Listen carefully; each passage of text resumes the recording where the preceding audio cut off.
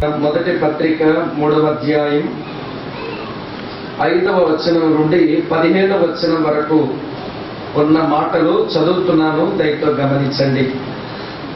కొరింథీయులకు రాయబడిన మొదటి పత్రిక 3వ అధ్యాయం 5వ వచనం నుండి 15వ వచనం వరకు. ఒక్కొక్కరికి ప్రభువు అనుగ్రహించిన ప్రకారము వారి ద్వారా మీరు విశ్వసించితిరి. నేను నాటితిని, అపొల్లో నీళ్లు పోసెను, వృద్ధి కలుగు చేసిన వాడు దేవుడే. కాబట్టి వృద్ధి కలుగు చేయు దేవునిలోనే గాని నాటువానిలోనైనను నీళ్లు పోయువానిలోనైనను ఏమీ లేదు. నాటువాడును నీళ్లు పోయువాడును ఒక్కటే. ప్రతివాడు తాను చేసిన కష్టం కొలది జీతము పుచ్చుకొనను. మేము దేవుని జత పనివారమై ఉన్నాము, మీరు దేవుని వ్యవసాయమును దేవుని గృహమును అయి ఉన్నారు. దేవుడు నాకు అనుగ్రహించిన కృప చొప్పున నేను నేర్పరి అయిన శిల్పకారుని వలె పునాది వేసితిని, మరి ఒకడు దాని మీద కట్టుచున్నాడు. ప్రతివాడు దాని మీద ఎలాగూ కట్టుచున్నాడో జాగ్రత్తగా చూచుకొనవలెను. వేయబడినది తప్ప మరి యొక్క పునాది ఎవడునూ వేయనేరడు. ఈ పునాది యేసు క్రీస్తే. ఎవడైనను ఈ పునాది మీద బంగారము, వెండి, వెలగల రాళ్ళు, కర్ర, గడ్డి, కొయ్యకాలు మొదలైన వాటితో కట్టిన ఎడల వాని వాని పని కనబడను. ఆ దినమున దానిని తేటపరచను, అది అగ్ని చేత బయలుపరచబడను. మరియు వాని వాని పని ఎట్టిదో దానిని అగ్నియే పరీక్షించను. పునాది మీద ఒకడు కట్టిన పని నిలిచిన ఎడల వాడు జీతము పుచ్చుకొనను. ఒకని పని కాల్చివేయబడిన ఎడల వానికి నష్టము కలుగును. అతడు తన మట్టుకు రక్షింపబడును గాని అగ్నిలో నుండి తప్పించుకున్నట్టు రక్షింపబడును. ప్రార్థన చేద్దాం. పరమ తండ్రి, ఇప్పుడే నీ దాసుడు ప్రార్థించినట్లుగా మరలా నీ సన్నిధిలోనికి వచ్చి మొరపెడుతూ ఉన్నాను. గతించిన 3 దినాలు ఈరోజు పగలంతా మీరు మమ్మల్ని సంధిస్తూ వచ్చారు. మీకు స్తోత్రాలునైనా, మీకు వందనాలు. ఈ రాత్రి ఈ డివోషన్లో కూడా నీ పాదముల చెంత నీ వాక్యము ఎదుటకు మేము వస్తున్నాం. మాతో నేరుగా స్పష్టంగా మీరు మాట్లాడమని, మేము నేర్చుకోవలసిన సంగతులను మీరు మాకు నేర్పించమని, నీ లేఖన సత్యములు మా హృదయం వరకు తీసుకురమ్మని, పరిశుద్ధాత్ముడైన మీరే మాకు మంచి బోధకుడు, మా మధ్య మీ పరిచర్య చేయమని, మమ్మలను మేము నీ కృపా హస్తములకు అప్పగించుకుంటూ నీ సహాయాన్ని కోరుతూ క్రీస్తు నామమందే స్తోత్రాలు చెల్లించి మీకు ప్రార్థన చేస్తున్నాను పరమ తండ్రి. ఆమేన్, ఆమేన్.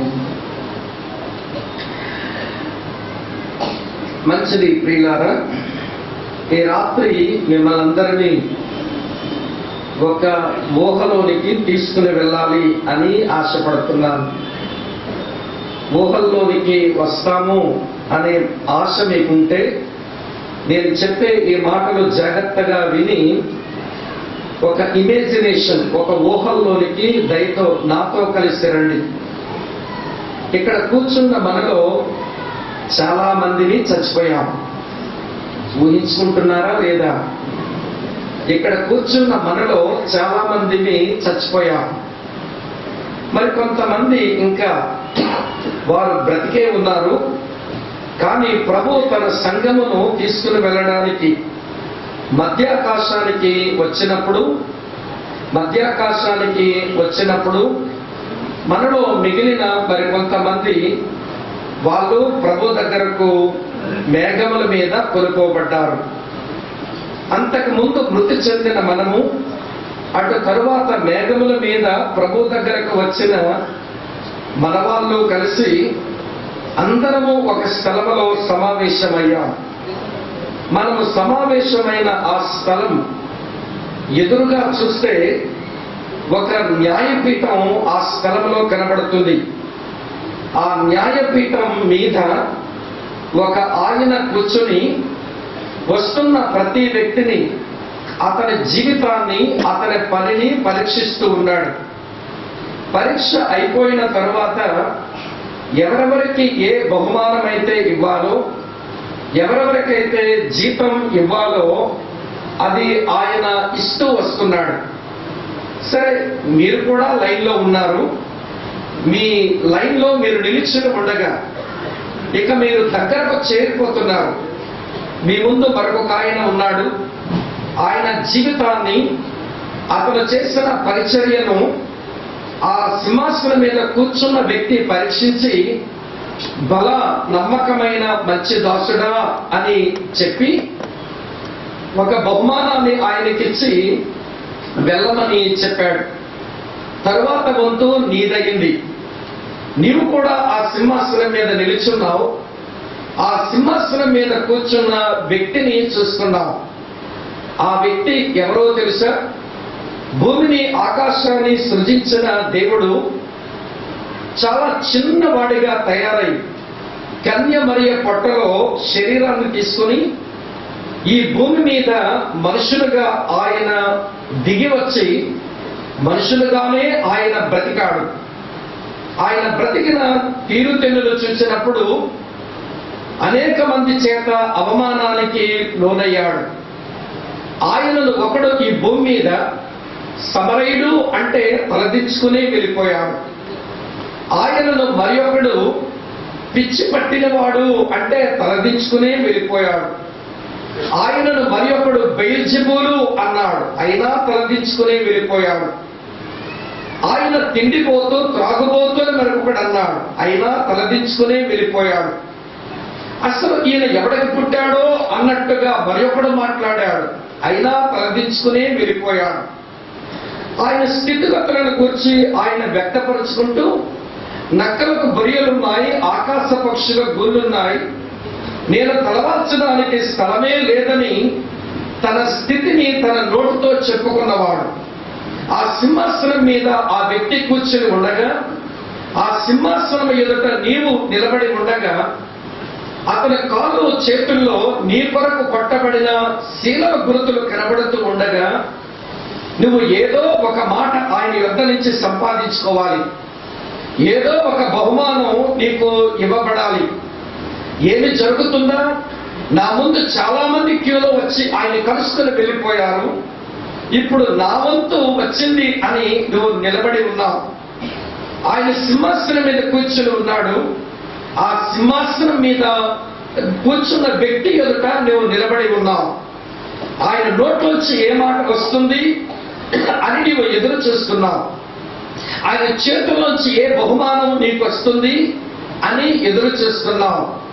ఇంతలో ఎవరో ఒక అనౌన్స్మెంట్ చేసి, దయతో మీరందరూ ఈ ప్రసంగం వినండి అన్నాడు. అనగానే నీకు ఏ మాట వస్తుందో తెలియదు, ఆయన చేతుల్లోంచి నీకు ఏ బహుమానం వస్తుందో కూడా తెలియదు. లోపల చాలా ఉద్రేకం కలుగుతుంది, ఏమైపోతానా అనే ఆందోళన ఉంది. కానీ ఈ మధ్యలో మరి ఒక ప్రసంగం వినబడవలసి వచ్చింది. ఆ ప్రసంగం విన్న తర్వాత నీకు బహుమానమో ఒక మాట తరువాత వస్తుంది. ముందు ప్రసంగం వినాలి. అక్కడ వినబడే ప్రసంగం ఏమిటో ఎక్కడ నేను చెప్పాలనుకుంటున్నాను ఈ రాత్రి. ఆ ప్రసంగం అయిన తర్వాతే నీకు బహుమానం. ఈ ప్రసంగం విన్న తర్వాత ఆ న్యాయపీఠం ఎదుట నిలబడిన నీకు ఏ బహుమానం వస్తుందో, ఆయన నోట వెంబడి ఏ మాట వస్తుందో ఈ ప్రసంగం విని అక్కడ నీకు జరిగే దానిని ఊహించుకోవచ్చు ఈ రాత్రి. కనుక శ్రద్ధగా దేవుని మాటలు మీరు వింటే అక్కడేదో మరొక ప్రసంగం, వాక్యం చెప్పబడుతుందని నా ఉద్దేశం కాదు సుమా. ఆ న్యాయపీఠం ఎదుటకు వచ్చాం.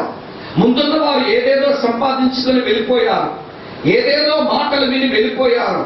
కానీ నా వంతు వచ్చింది. ఇప్పుడు నాకు ఏ మాట దొరుకుతుంది ఆయన నోట వెంబడి, ఆయన చేతుల నుంచి నాకు ఏ బహుమానం వస్తుంది అన్నట్టుగా నువ్వు నిలబడి ఒక ఆందోళనతో, ఆతృతతో ఉండగా ఏమొస్తుందో ఈరోజు ఈ వర్తమానం విన్న తర్వాత నువ్వే తెలుసుకుందువు. కానీ కనుక ఈ రాత్రి నా డివోషన్కు నేను ఇచ్చిన పేరేంటనంటే పరిచర్య ప్రతిఫలం, సర్వీస్ అండ్ రివార్డ్. అది మీకు చెప్పగోరుతున్నాను. మిత్రులారా, శ్రద్ధగా వినండి, రాసుకోవలసిన విషయాలు రాసుకునండి, నాతో కలిసి మీరు ఆలోచించండి. పరిచర్య ప్రతిఫలం అనే శీర్షికలో లేక ఆ పేరు మీద నేను చెప్పే ఈ సందేశం దాదాపు 5వ వచనం నుంచి 15వ వచనం వరకు ఉన్న లేఖనాలు ఆధారంగా చేసుకుని ఉంటుంది. అది మీరు దయతో గమనించాలి. నేను యాక్చువల్గా మీకు ఇచ్చిన పేపర్లో సెకండ్ పార్ట్ చెబుదామని అనుకున్నాను, కానీ మొదటి పార్ట్ నిన్న అన్న ఎక్స్పోజిషన్ లో చెప్పాను కనుక మర్చిపోకుండా దాన్ని కలుపుకొని కొంచెం కొనసాగించడం మంచిది అని ఎందుకో నేను ప్రేరేపించబడుతున్నాను. కనుక శ్రద్ధగా వినండి. అపోస్తలుడైన పౌలు కొరింథీయులకు ఈ పత్రికను రాస్తూ క్రైస్తవ పరిచర్యను గురించి అతనికి ఉన్న ఒక 2 అభిప్రాయాలు ఈ భాగంలో చెప్పాడు. క్రైస్తవ పరిచర్యను తమ్ముడు చెల్లి అన్నాక బాగా వినండి. క్రైస్తవ పరిచర్యను చూచి వాటిని రెండింటితో పోల్చాడు. ఆ 2 పోలికలు మనకు ఈ భాగంలో ఒకే వచనంలో ఉన్నాయి. చదువుతాను చూడండి. 3వ అధ్యాయం 9వ వచనం ఇలా ఉంది. మేము దేవుని జతపనివారమై ఉన్నాము, మీరు దేవుని వ్యవసాయమును దేవుని గృహమును అయ్యున్నారు అన్నాడు. మనకు దేవుడు అప్పగించిన పరిచర్య లేక పరిచర్యలో ఉన్న మనం పరిచర్యను గురించి ఏమని అర్థం చేసుకోవాలి అంటే, ఇది దేవుని వ్యవసాయం, ఇది దేవుని గృహం. ఇలా చెప్తాను. ఇది గాడ్స్ ఫీల్డ్, రెండవది గాడ్స్ హౌస్. ప్రభు మనకు ఈఎస్ఐ పరిచర్యలో నశించిపోతున్న విద్యార్థుల మధ్య మనకు అప్పగించిన ఈ గొప్ప పరిచర్య, ఇది దేవుని వ్యవసాయం, ఇది దేవుని గృహం. గృహం గురించి తర్వాత మీతో చెప్తాను, వ్యవసాయాన్ని గురించి ముందు మీతో కొంచెం చెప్పాలి. నిన్న ఉదయం ఎక్స్పోజిషన్ లో చాలా విపులంగా దేవుడు మనతో మాట్లాడాడు. అది మీరు మర్చిపోతారేమో అన్న భయంతోనే మరొక మారు మీ జ్ఞాపకం చేస్తున్నాను. దేవుని వ్యవసాయంలో మేము జత పనివారం. వీరు ఎలాంటి పనివారు, వీరి పని ఎట్లా ఉంది, వీరి పనిలో ఉన్న లక్ష్యం ఏమిటి, వీరి పనిలో ఉన్న వైఖరి ఏమిటో కొంచెం మనం అర్థం చేసుకోవాలి. అపోస్తలుడైన పౌలన్నాడు, నేను నాటితిని, అప్పుల్లో నీరు పోసెను, వృద్ధి కలుగు చేసిన వాడు దేవుడే అన్నాడు. కనుక ఆ మాటను, ఆ పైనున్న వాక్య సత్యములను ఆధారంగా చేసుకుని వారి పనిలో వారు ఎలా ఉన్నారు, వారి పనిలో ఎలాంటి లక్ష్యం వాళ్ళకు ఉంది, పనిలో వాళ్ళ వైఖరి ఎలాంటిదో మనం అర్థం చేసుకోవాలి. ఈ రోజున ఈ గొప్ప పరిచర్యలో మనం ఎలా ఉండాలనో, ఏ లక్ష్యంతో ఉండాలనో, ఎటువంటి వైఖరితో మనం ఈ పనిలో ఉండాలనో మనకు స్పష్టంగా మనం అర్థం చేసుకుందాం. మొదటి మాట చెప్తాను వినండి. ఈ గొప్ప పరిచర్యలో డైవర్సిటీ ఉంది అని పౌలే చెప్పాడు. వైరుధ్యం ఉంది పరిచర్యలో. ఒకే వ్యక్తి అన్ని పనులు చేయటం అది సాధ్యమయ్యేది కాదు. కనుక పనిలో వైరుధ్యం ఉంది. నేను ఒక పని చేస్తున్నాను, అప్పల్లో మరో పని చేస్తున్నాడు అన్నాడు.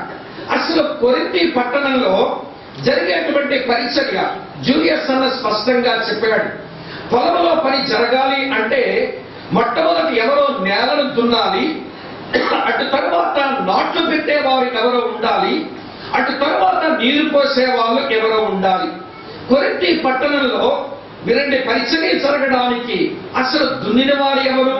వారు మనకి వెలుగులో కనబడరు, వారు సీన్లో మనకు కనబడరు. కానీ మనం అపోస్తలుల కార్యాలు 18వ అధ్యాయం చూస్తే దున్నిన వారిని మనం బాగా నేర్చుకోవచ్చు. ఎవరు దున్నారు నేను మీకు చూపిస్తాను. రండి ప్రియులారా. అపోస్తలుల కార్యముల గ్రంథం 18వ అధ్యాయం. అపోస్తలుల కార్యముల గ్రంథం 18వ అధ్యాయం చదువుతున్నాను చూడండి. మొదటి వచనం. అటు తరువాత పౌలు ఏథెన్స్ నుండి బయలుదేరి కొరింథులకు వచ్చి పొంతు వంశీయుడైన అకులా అను ఒక యూదుని, అతని భార్య అయిన ప్రిస్కిల్లను కనుగొని వారి యొద్దకు వెళ్ళెను. యూదులందరూ రోమాను విడిచిపోవాలనని క్లౌదియ చక్రవర్తి ఆజ్ఞాపించినందున వారు ఇటలీ నుండి వచ్చిన వారు. వారి వృత్తికి డేరాలు కుట్టువారు. పౌలు కూడా అదే వృత్తి గలవాడు కనుక వారితో కాపురం ఉండెను, వారితో కలిసి పని చేయుచుండెను అని మనం చూస్తాం. మరి కొంచెం మీరు కిందికి రండి. 5వ వచనంలో సీలయు తిమోతియు మాసిదోనియా నుండి వచ్చినప్పుడు పౌలు వాక్యం బోధించుట యందు అతురత కలవాడై యేసే క్రీస్తుని యూదులకు దృఢముగా సాక్ష్యమిచ్చుచుండెను. వారు ఎదురాడి దూషించినప్పుడు తన వస్త్రాలు దులుపుకొని మీ నాశనములకు మీరే ఉత్తరవాదులు, నేను నిర్దోషిని ఇక మీదట అన్నిచర్యతో పోవుదనని వారితో చెప్పి అక్కడ నుండి వెళ్లి దేవుని యందు భక్తి గల తీతియు యూస్తు అను ఒకరి ఇంటికి వచ్చెను. అతని ఇల్లు సమాజ మందిరములో ఆనుకొని ఉండెను. ప్రియులారా, పౌలు కొరింథీ పట్టణానికి వచ్చేసరికి అకుల ప్రిస్కిల్లాలు కొరింథీకి చేరుకున్నారు. వారి క్రైస్తవ స్థితిగతులు ఏంటో లేఖనం మనకి చెప్పడం లేదు. కానీ ఇప్పుడు నేను చదివిన 7వ వచనంలో మాత్రం ఒక దేవుని యందు భక్తి గల తీతియు యూస్తు అని ఒకరి ఇంటికి వచ్చాడు. అతని ఇల్లు సమాజ మందిరాన్ని ఆనుకొని ఉంది. బహుశా నేను అనుకుంటాను, ఈ కొరింథీ పట్టణంలో అతి జ్ఞానం పెరిగిపోయి భయంకరమైన వ్యభిచార కృత్యాలు జరుగుతుండగా, నైతిక విలువలు లోపించి ఉండగా ఈ భక్తి కలిగినటువంటి వారు హృదయంలో నొచ్చుకొని, దేవా ఈ ప్రాంతాలు ఏమన్నా నువ్వు దర్శించవా, ఒకవేళ ఈ ప్రాంతంలో నీ పనన్నా చెయ్యవా అని అడిగారేమో అని అనిపిస్తుంది. కనుక దేవుడు ఒక సంకల్పంతో, ఒక గొప్ప ఉద్దేశంతో అకుల ప్రిస్కిల్లాలను పౌలు కంటే ముందు కొరింథీకి తీసుకుని వచ్చి అక్కడ దైవభక్తి కలిగినటువంటి యూస్తును, ఆ ఊర్లో తీతియును యూస్తును, ఆమె తీతియు యూస్తాను వ్యక్తిని అక్కడ ఉంచి పౌలు స్వేచ్ఛగా దేవుని వాక్యం చెప్పేందుకు దేవుడే మార్గాలు సరళం చేశాడు. చెప్పడానికి అతను తను కొంచెం వెలికంచె వేస్తుంటే పౌలుకు దేవుడు స్పష్టంగా ఇలా చెప్పాడు. ఏం చెప్పాడో చదువుతాను చూడండి. 9వ వచనం, రాత్రి వేళ దర్శనమందు ప్రభు నీవు భయపడక మాట్లాడుము, మౌనముగా ఉండకము, నేను నీకు తోడై ఉన్నాను, నీకు హాని చేయటం ఎవడును నీ మీదకి రాడు, ఈ పట్టణంలో నాకు బహుజనం ఉన్నదని పౌలుతో చెప్పగా అతను వారి మధ్య దేవుని వాక్యమును బోధించెను. 1 సంవత్సరం మీద 6 నెలలు అక్కడ నివసించెను. అతను దేవుని వాక్యం చెప్పి 1 సంవత్సరంన్నర కాలం వారి మధ్య ఉండి దేవుని వాక్యపు విత్తనాలు కొరింథీ మనుషుల్లో నాటేందుకు అతని పని ప్రత్యక్షంగా కనబడుతుంది. కానీ పరోక్షంగా భక్తి కలిగినటువంటి వారు, పరోక్షంగా ప్రార్థించేవారు ఎవరో వెనకాల ఉన్నారు. దేవునికి ఆ స్థలములో జనం ఉంది. ఈ మాట గమనించాలి. రక్షించబడవలసిన జనము అని మనం ఇంటర్ప్రెట్ చేయొచ్చును. దేవునికి ప్రార్థన చేసే భక్తి కలిగిన మనుషులు ఉన్నారని కూడా దానికి మనం హెర్మెనెటిక్ ప్రిన్సిపల్స్ లో మనం ఆలోచించేందుకు అవకాశం ఉంది. అందుకే సాహసించి మాట చెబుతున్నాను. కనుక పౌలు నాట్లు పెట్టాడు. అంతకుముందు కొరింథీ పట్టణంలో సువార్త పరిచర్య జరగడానికి దున్నేవారు ఎవరో దున్ని సాలును చేసి ఆ భూమి మీద సిద్ధం చేశారేమో అని మనం అర్థం చేసుకోవాలి. సరే, దున్నేవారు దున్నారు, నాట్లు పెట్టేవాడు నాట్లు పెట్టాడు. అటు తరువాత పరిచర్యను కొనసాగించేందుకు వినండి ప్రియమైన స్నేహితులారా, అప్పుల్లో దేవుడు లేపుకొని అకుల ప్రిస్కిల్లాల వలన విద్వాంసుడైన అప్పుల్లో మార్పు చెంది ఈ కొరింథీ పట్టణంలో అద్భుతమైన పరిచర్య చేయడానికి దేవుడు వాడుకున్నాడు. ఇలా మనం అర్థం చేసుకుందాం. దున్నేవారు ఉన్నారు, నాట్లు పెట్టే ఆయన ఉన్నాడు, అటు తరువాత నీళ్లు పోసే ఆయన ఉన్నాడు. అన్ని పనులు ఒక్కరే చేయలేదు. Diversity in the ministry. పరిచర్యలో వినండి స్నేహితులారా, ఉదయం అన్నయ్య మనకి చూపించిన క్లిప్పింగ్ లో మనం చూస్తాం. జాగ్రత్తగా ఆ క్లిప్పింగ్ గమనిస్తే అన్ని పనులు ఒకే వ్యక్తి చేయలేరు. ఎవరికి ఏ పని అప్పగించబడిందో ఆ పని వారు చేయాలి. ఎవరు చేయాల్సిన పని వారు వారి సమయంలో చేసి ముగించడం అది అత్యవసరం అని మనం గమనించాల్సి ఉంది. కనుక పరిచర్యలో వైరుధ్యాలు అవసరం. కనుక ఎవరికి దేవుడు అనుగ్రహించిన దానిని బట్టి, వరములను బట్టి వారు పరిచర్య చేయవలసి ఉంది అని మనం గమనించుకోవాలి. రెండో మాట చెప్తాను, వినండి. అకుల ప్రిస్కిల్లా కానివ్వండి, పౌలు కానివ్వండి, యూస్తు కానివ్వండి, లేకపోతే అపోల్లో కానివ్వండి, వీరి మధ్య యూనిటీ లేకపోయి ఉంటే కొరింథీ పట్టణంలో ఒక చర్చ్ ఉండేది కాదు. ఇలా చెప్తాను వినండి ప్రియులారా, వారి మధ్య యూనిటీ ఉంది. దేనికి unity? Unity of a purpose. వారికి ఉన్న ఒక సంకల్పం ఏమిటి అంటే అక్కడ దేవుని సంఘం అక్కడ స్థాపించబడాలి, దేవుని కొరకు కొంత ప్రజాగుంపు తయారవ్వాలి. అదే వారి యొక్క సంకల్పం. ఆ సంకల్పం వారికి ఉంది కనుక వారి మధ్య ఒక హార్మోని, వారి మధ్య ఒక ఐకమత్యాన్ని మనం చూస్తాం. వారి మధ్య వారు ఒకరినొకరు విభేదించుకోలేదు, వారి మధ్య ఒకరికొకరు విభేదించుకోలేదు. ఈ రోజున విభేదాలు ఎందుకు వస్తాయో తెలుసా? ఇలా చెప్తాను వినండి. విభేదాలు ఎందుకు వస్తాయి అంటే మనకి ట్రినిటేరియన్ మైండ్ లేదు, త్రిత్వపు మనస్సు లేదు. మనకి త్రిత్వపు మనసు అంటే చెప్పనా? ఇలా చెప్తాను వినండి. జగత్తుకు పునాదులు వేయబడక పూర్వమే దేవుడు ఉన్నాడా లేదా? చెప్పండి ఒకసారి. ఉన్నాడు. ఆ దేవుడిలో ఎంతమంది వ్యక్తులు ఉన్నారు? 3 వ్యక్తులు ఉన్నారు. తండ్రి అయిన దేవుడు, కుమారుడైన దేవుడు, పరిశుద్ధాత్ముడు ఉన్నారు. సరే, వీరి మధ్య జాగ్రత్తగా వినండి, వీరి మధ్య యూనిటీ ఉందంటారా లేకపోతే వీరి ఫెలోషిప్ ఎప్పుడైనా ముక్కలైపోయిందా? మీరు ఎక్కడ ఉన్నారా లేదా? వీళ్ళ 3 మధ్య సహవాసం సజావుగానే ఉందా లేక ముక్కలైపోయిందా? ఫెలోషిప్ అంటే వారి మధ్య ఫెలోషిప్ ఎప్పుడూ ముక్కలవ్వలేదు. మరి ఫెలోషిప్ ఎందుకు ముక్కలవ్వలేదు అంటే వినండి, వారి మధ్య విరోధాలు ఎందుకు రాలేదంటే వారి 3 మధ్య 2 లేవు. ఒకటేమి లేదనంటే జలస్సీ లేదు, రెండవది కాంపిటేటివ్ స్పిరిట్ లేదు. వీరి మధ్య పోటీతత్వపు మనసు లేదు, అసూయ లేదు. అందుకని వారి ఫెలోషిప్ ఎప్పుడు బ్రేక్ అవ్వలేదు. ఎప్పుడు బ్రేక్ అయిందో తెలుసా? శిలువలో మనందరి పాపము యేసు మీద మోపబడగా ఆయనకు ఈయనకు ఫెలోషిప్ బ్రేక్ అయ్యే సమయం యేసు తట్టుకోలేక నా దేవా నా దేవా నన్నేల చెయ్యి విడిచావు అని బాధపడ్డాడు. వాళ్ళ ఫెలోషిప్ ఎప్పుడూ బ్రేక్ అవ్వదు. కారణం వారి మధ్య అసూయ ఉండదు, వారి మధ్య విభేదం ఉండదు, వారి మధ్య పోటీతత్వం ఉండదు. వారి సంకల్పాల విషయంలో వారి యూనిటీ కలిగిన వారు. ఈ మైండ్ ఈ రోజున క్రైస్తవ సంఘాలలోనూ అలాంటి ఫెలోషిప్స్ లో కూడా అలాంటి ఏమంటే మనసు లేకపోవడం చేత వైరుధ్యాలతో పనిచేయాలి, కానీ విరోధాలతో మనం బ్రతకూడదు. ఈరోజు విరోధం ఎందుకు వచ్చిందంటే కాంపిటేటివ్ స్పిరిట్. ఆ బ్రదర్ వల్ల జరగాల, నా వల్ల ఎందుకు జరగకూడదు? ఆ బ్రదర్కు పేరు వచ్చేస్తున్నారా, నాకెందుకు పేరు రాకూడదు? పోటీతత్వము, అసూయ. మీకు ఇంకా బాగా అర్థమయ్యేలా చెప్తాను. సరే, తండ్రి అయిన దేవుడు, పరిశుద్ధాత్ముడు, యేసు ప్రభువు మధ్య అసూయ పోటీతత్వం ఉంది అనుకోండి. ఉంటే వారి 3 మధ్య సంభాషణ నేను ఊహించి మీతో చెప్తాను.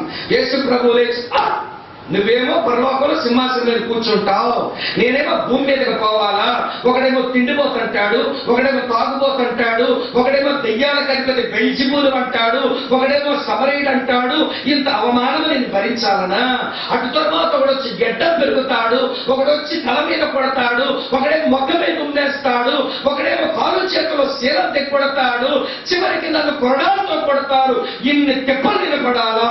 ఇన్ని తెప్పలు నేను పడితే తండ్రి దేవా నువ్వు పంపిన యేసును బట్టి నీకు వందనాలు, నిన్ను ఆరాధిస్తారా?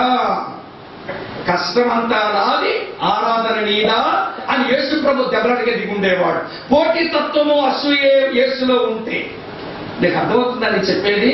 ఇప్పుడు సరే, ఇతర సంగతి అట్లా ఉంచండి. పరిశుద్ధాత్ముడు లేచేలానే అవకాశం ఉంటుంది. పోటీతత్వం, అసూయ ఉంటే వాళ్ళ మధ్య ససేమిగా ఉండదు.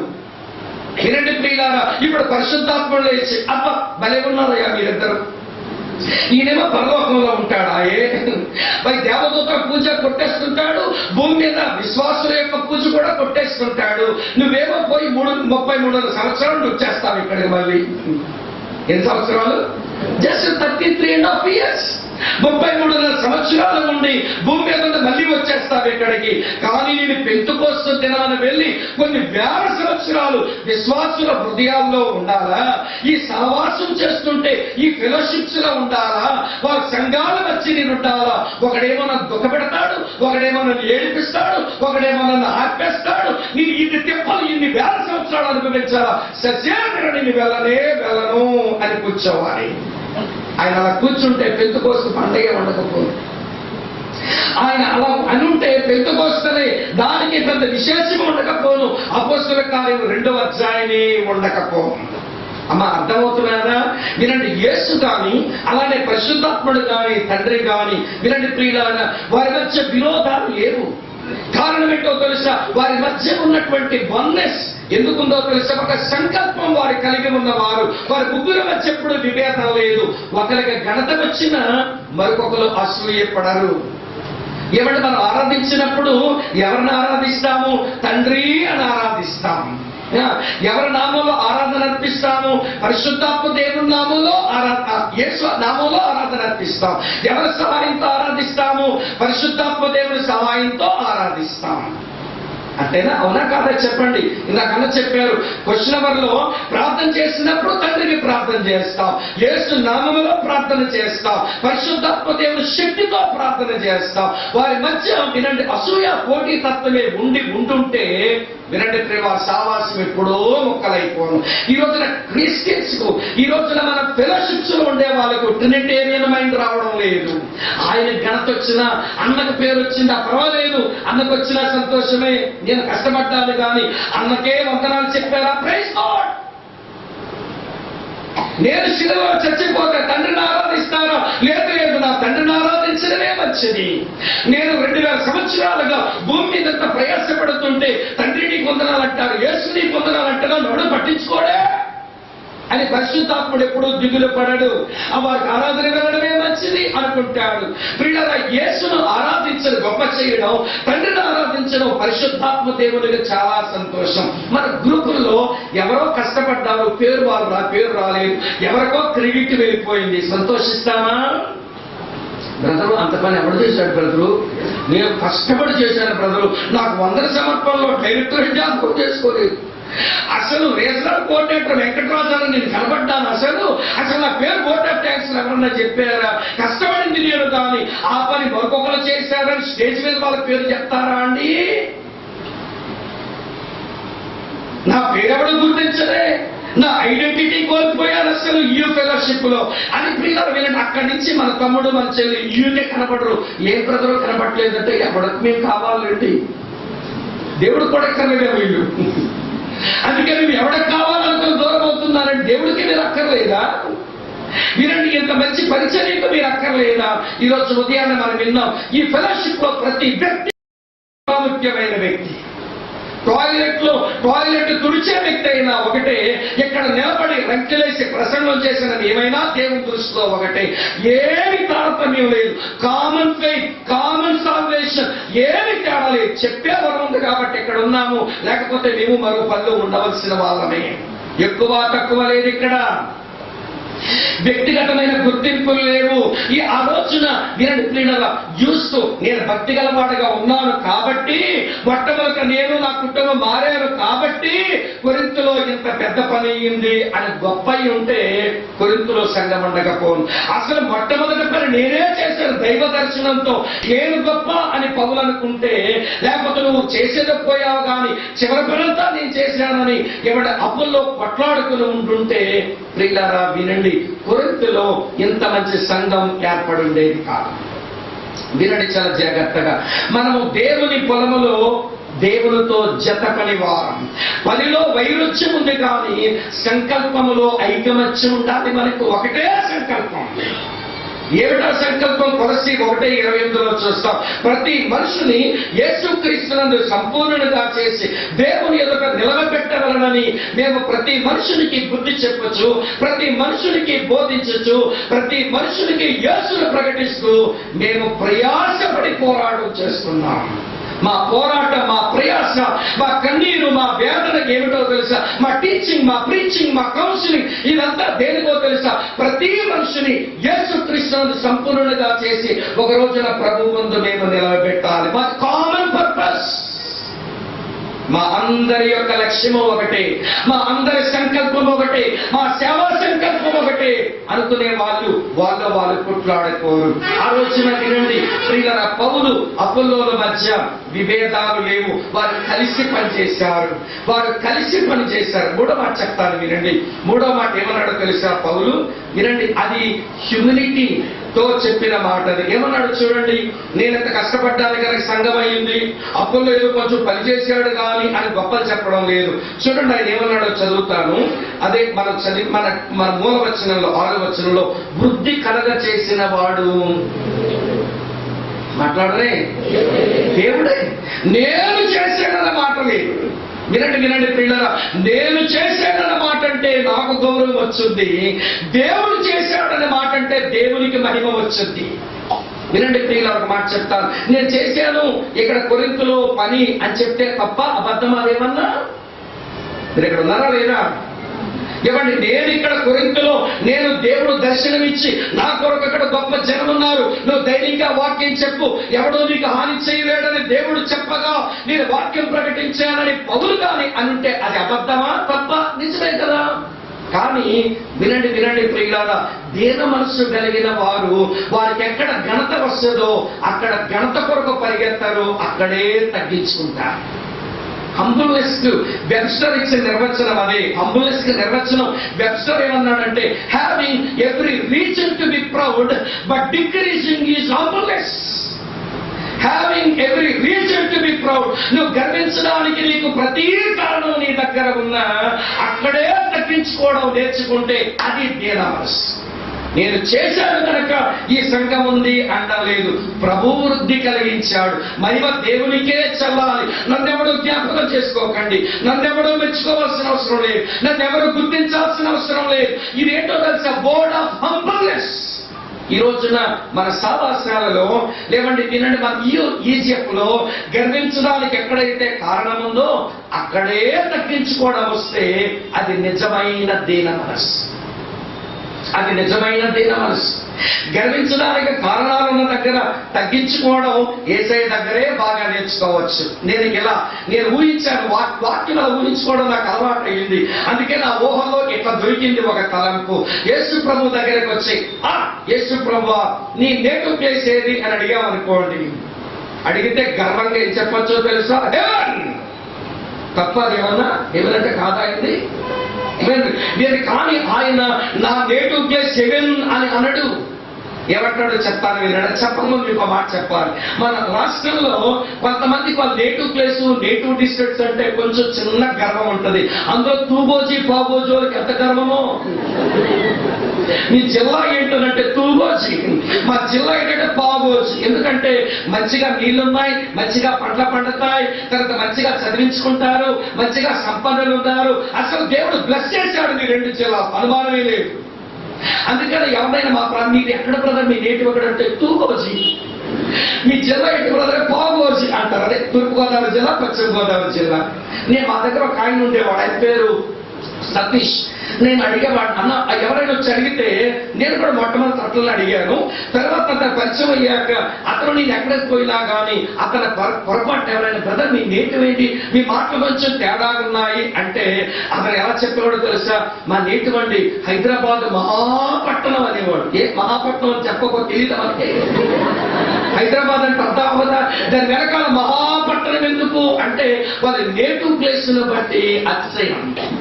యేసుని అడగండి, యేసు ప్రభా నీ నేటివ్ ప్లేస్ అంటే హెవెన్ అని చెప్పొచ్చు, అది అతిశయంతో చెప్పొచ్చు. కానీ అతను దీన మనసు గలవాడు గనక నా నేటివ్ ప్లేస్ ఎందుకు అడుగుతారండి, దానికంత మంచి పేరు లేదండి, నా నేటివ్ ప్లేస్ నజరేత్ అండి అంటాడు.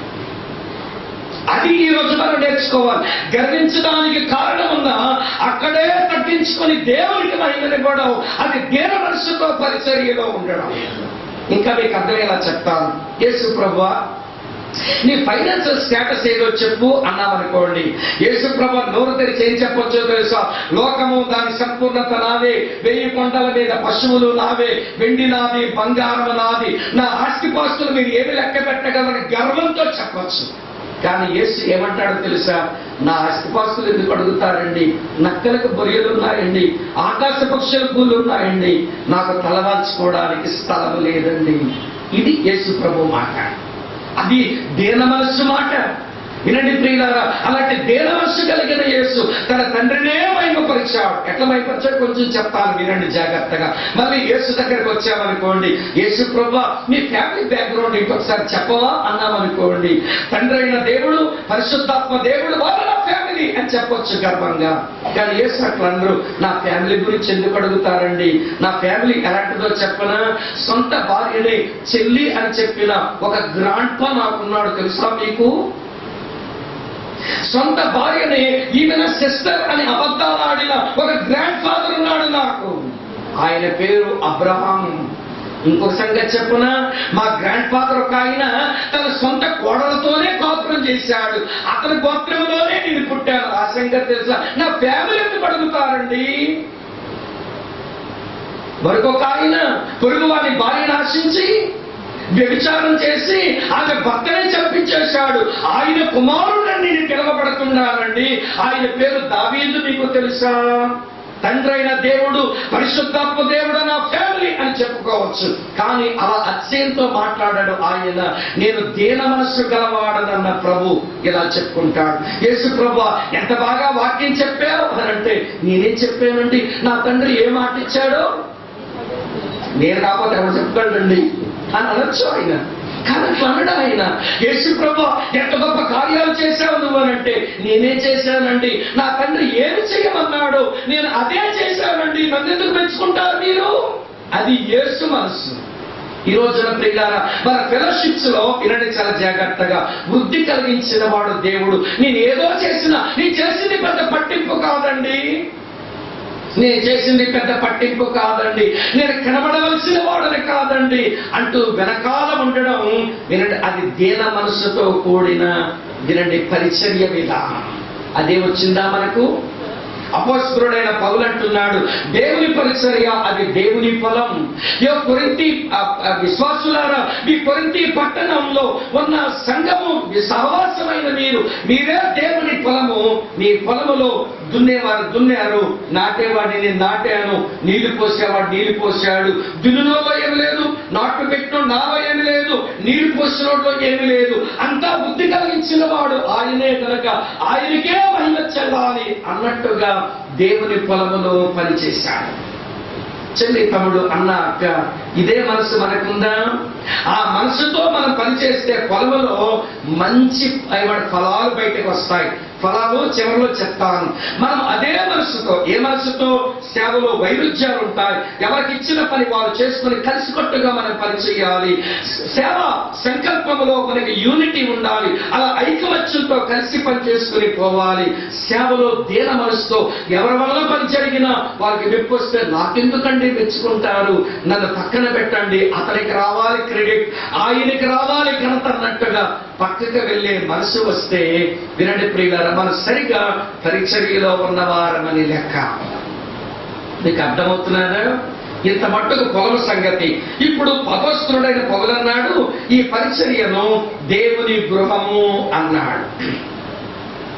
ఈ పరిచర్య వినండి ప్రియులారా, అది చర్చ్ కావచ్చు, అదొక ఫెలోషిప్ కావచ్చు, ఇట్లాంటి ఎవాంజలికల్ ఫెలోషిప్ కావచ్చు, మనదే ఇది దేవుని గృహం. దేవుని గృహం.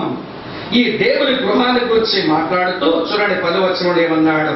దేవుడు నాకు అనుగ్రహించిన కృప చొప్పున నేను నేర్పరిని అయిన శిల్పకారుని వలె పునాది వేసితిని అన్నాడు. ఇందులో మొట్టమొదటి మాట, make sure you build up the right foundation.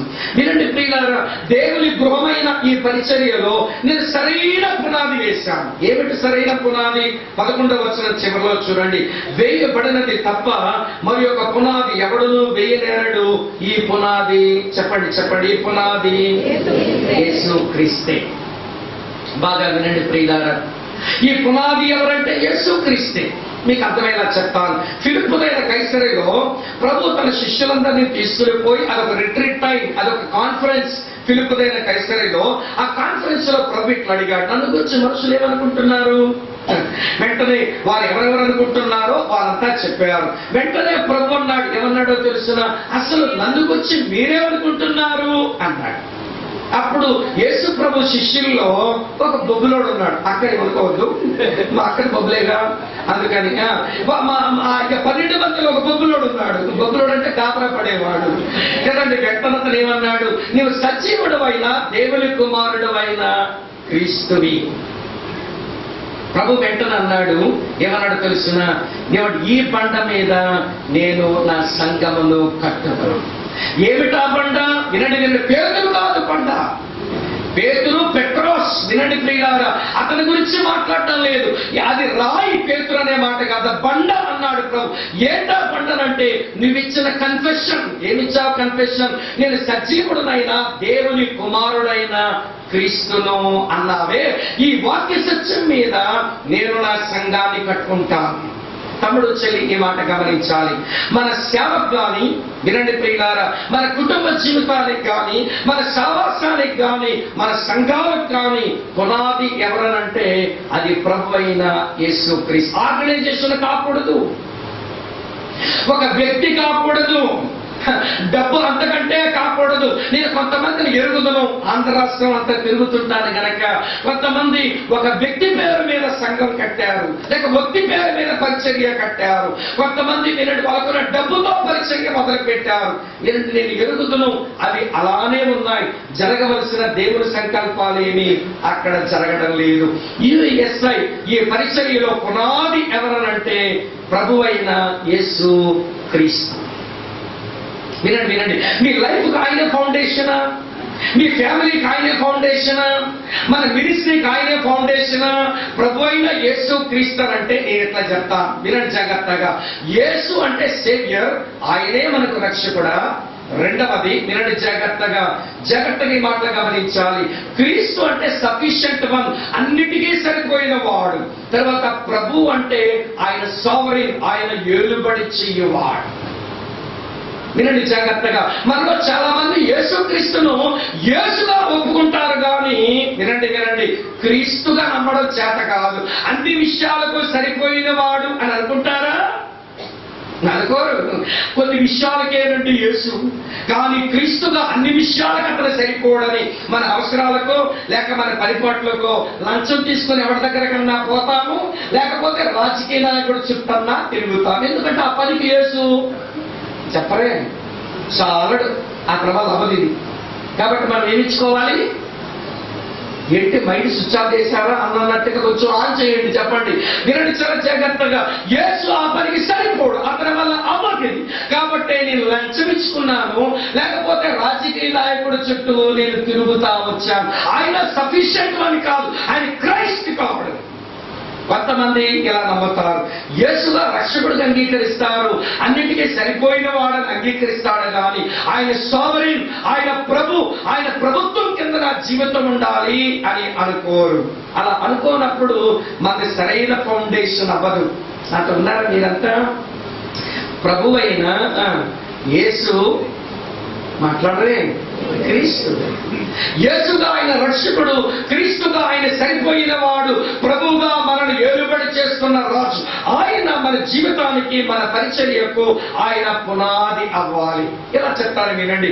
ఎప్పుడైనా ఒక బిల్డింగ్ పునాది వేశారు అంటే పునాది 3 విషయాలను నిర్ణయిస్తుంది. నాతో ఉన్నారా? పునాది ఏమి నిర్ణయిస్తుందంటే ఆ బిల్డింగ్ యొక్క సైజు నిర్ణయిస్తుంది. పునాది చూస్తే ఈ బిల్డింగ్ ఎంత సైజులో ఉంటుందో తెలుస్తుంది.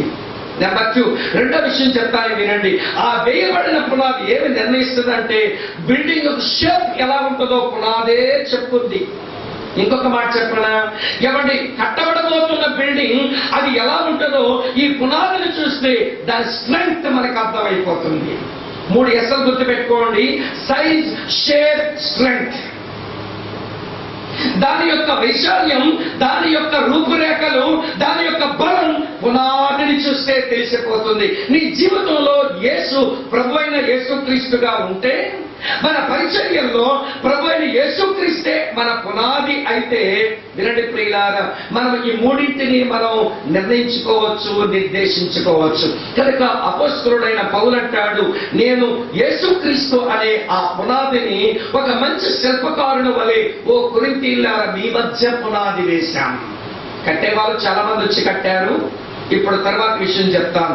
తర్వాత రెండో విషయం ఏంటంటే make sure you build up with right materials. సరే, ఆ పునాది మీద సరైన వస్తు సామగ్రిని పెట్టి కట్టాలి నిర్మాణం.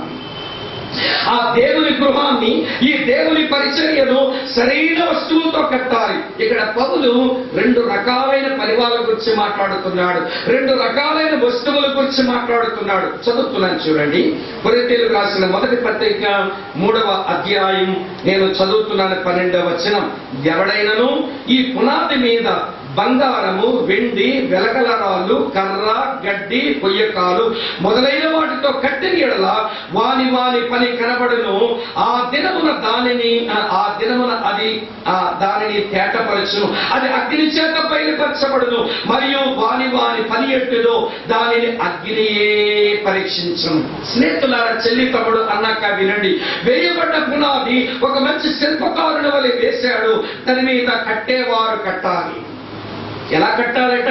2 రకాల పని వాళ్ళు అన్నాను. సరే, మొదటి రకం ఎవరనంటే చీప్ మెటీరియల్ వాడేవారు. వాళ్ళు ఏం వాడారట? కర్ర, గడ్డి, కొయ్యకాలు వాడారట. రెండో రకం పని వాళ్ళు ఏమి వాడారట? బంగారము, వెండి, వెలగల రాళ్ళు ఉపయోగించారట.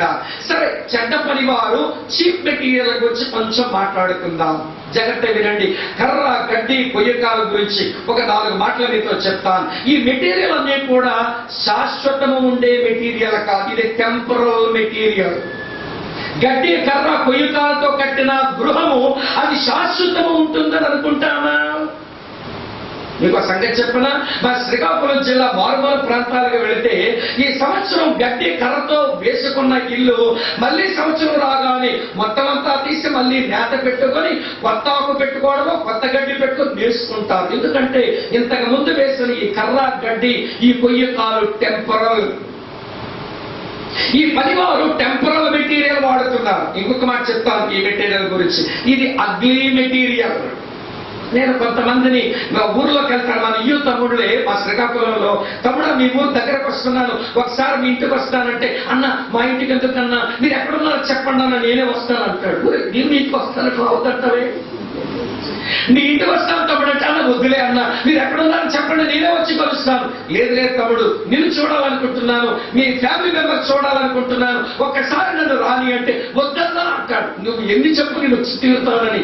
ఎన్నగా ఇంటికి వెళ్తే వాళ్ళ అమ్మ మంచివే, వాళ్ళ నాన్న మంచి వాళ్ళే, కాకపోతే చదువు సంచలు లేవు. ఏమని శ్రీకాకుళం జిల్లా అడ్డుగుండారమ్మలు, కాకపోతే వాళ్ళకి పెద్ద సంస్కృతి లేదు. కానీ వాళ్ళు మనుషులే కదా, వాళ్ళతో ఫ్రీగా మాట్లాడతారు, సంతోషపడతారో మనం వెళ్ళి విజిట్ చేస్తే.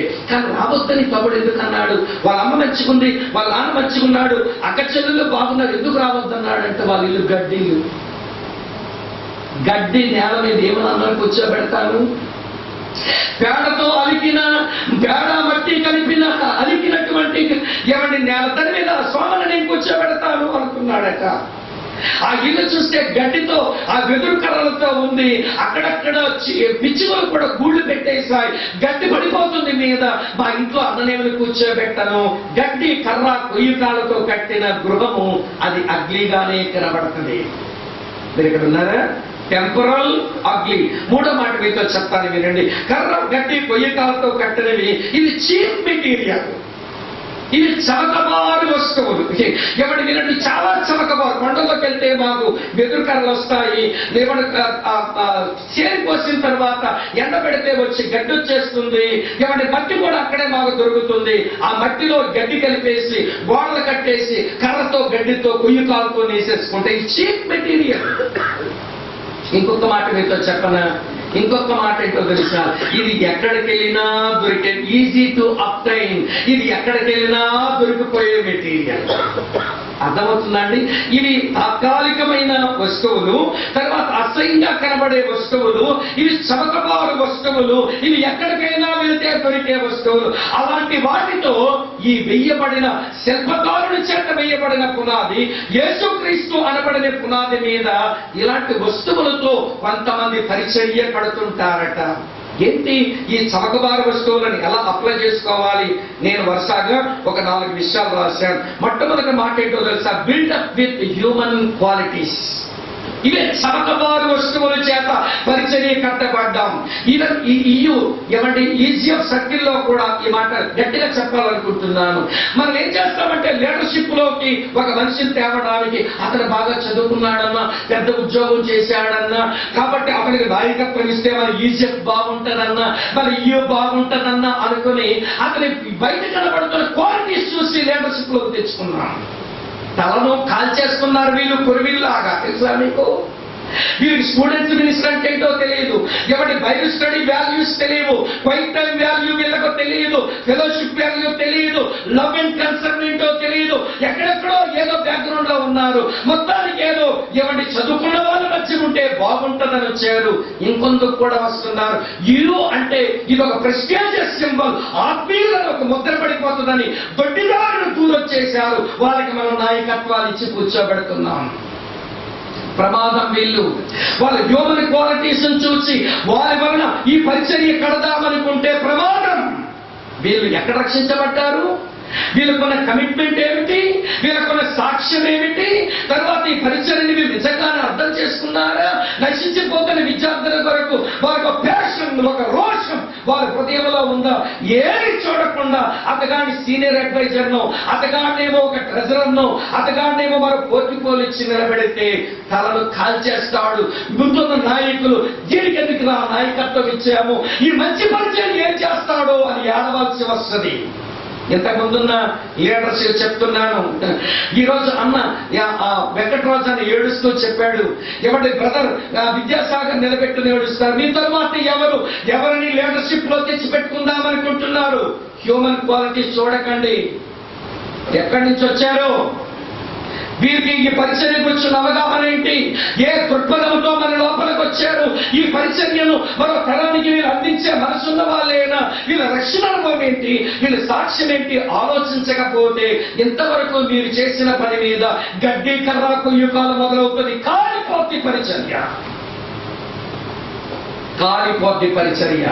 హ్యూమన్ క్వాలిటీస్ చూడద్దు, అది చాలా ప్రమాదం. హ్యూమన్ క్వాలిటీస్ చూసి ఇలాంటి గొప్ప పరిచర్యలు వారి చేతుల్లోకి వెళితే కాలిన పరిస్థితులను ఎరిగిన వాడుగా హృదయం బాధపడగా చెబుతున్నాను ఈ మాట. రెండో మాట చెప్తాను వినండి. Build up with attractive structures. ఈ రోజున ఈ గొప్ప పరిచర్యను ఏమంటే మన దగ్గర ఇది లేదు, కానీ ఏమంటే ఈ గొప్ప క్రీస్తు పరిచర్యను, ఈ దేవుని గృహాన్ని పెద్ద పెద్ద నిర్మాణాలు కట్టి ఇదే పరిచర్య అనుకుని భయంకరమైన దుస్థితిలోకి వచ్చాం మనం. దీనికి నేను పేరు పెట్టాను, అది 2 సార్లు జ్ఞాపకం చేశాను, మర్చిపోతారేమని జబ్బు పేరు మళ్ళీ చెప్తాను. Cathedral syndrome. Cathedral syndrome. పెద్ద గోపురాలు కడతాం, మనుషులు కట్టాం, వారి జీవితాన్ని బిల్డప్ చేయం, పెద్ద భవనాలు కడదాం. దానికి వీళ్ళు పడే తిప్పలు ఉంటాయంటే మొదలెడతారు, ఇక్కడ మొదలెడతారు. ₹1,00,000 ఇచ్చిన వాళ్ళు 10 మంది కావాలి, ₹1,00,000 ఇవ్వాల్సిన 10 మంది కావాలి.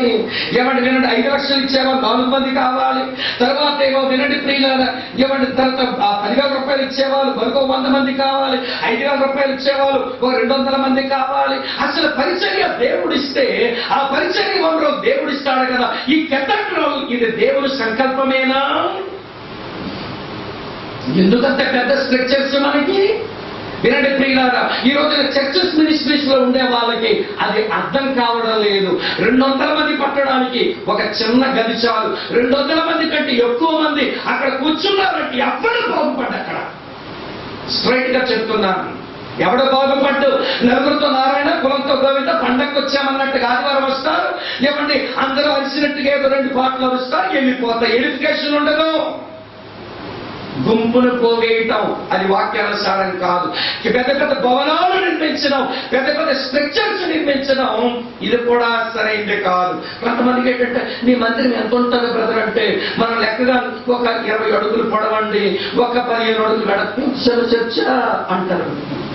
మీరు ఎక్కడ కూడుకుంటారంటే, మేము మా కృపారావు ఇంట్లో కూర్చుంటాము, మేము రాజమండ్రి ఇవి చెప్పాలి. ఎంత ఉంటుంది ఆయన ఇల్లు? ఎంత ఉంటుంది అంటే ఒక 60 మంది కూర్చోవచ్చు, అంతేనా ఇయూ ఫెలోషిప్? మా దగ్గర అయితే గడ్డి కర్ర కొయ్య కాదు, ఇలాంటి వాటి మీద మనసు పెట్టకండి స్నేహితులారా, అది చాలా ప్రమాదం. 3వ సంగతి చెప్తాను, టైం అవుతున్నది కనుక.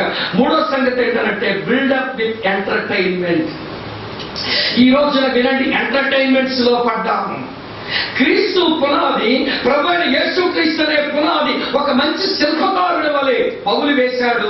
ఈ యుఎస్ఐ పరిచర్యలో ఈనాక్ గారు, జోసెఫ్ అభిషేకరావు గారు, అలాగే సత్యర్థరావు గారు, దత్తు గారు, పిసి వర్గీస్ గారు, జూలియస్ గారు, దీనబంధు గారు, యోహానన్న గారు ఒక మంచి పునాది వేశారు ఈ పరిచర్యకు.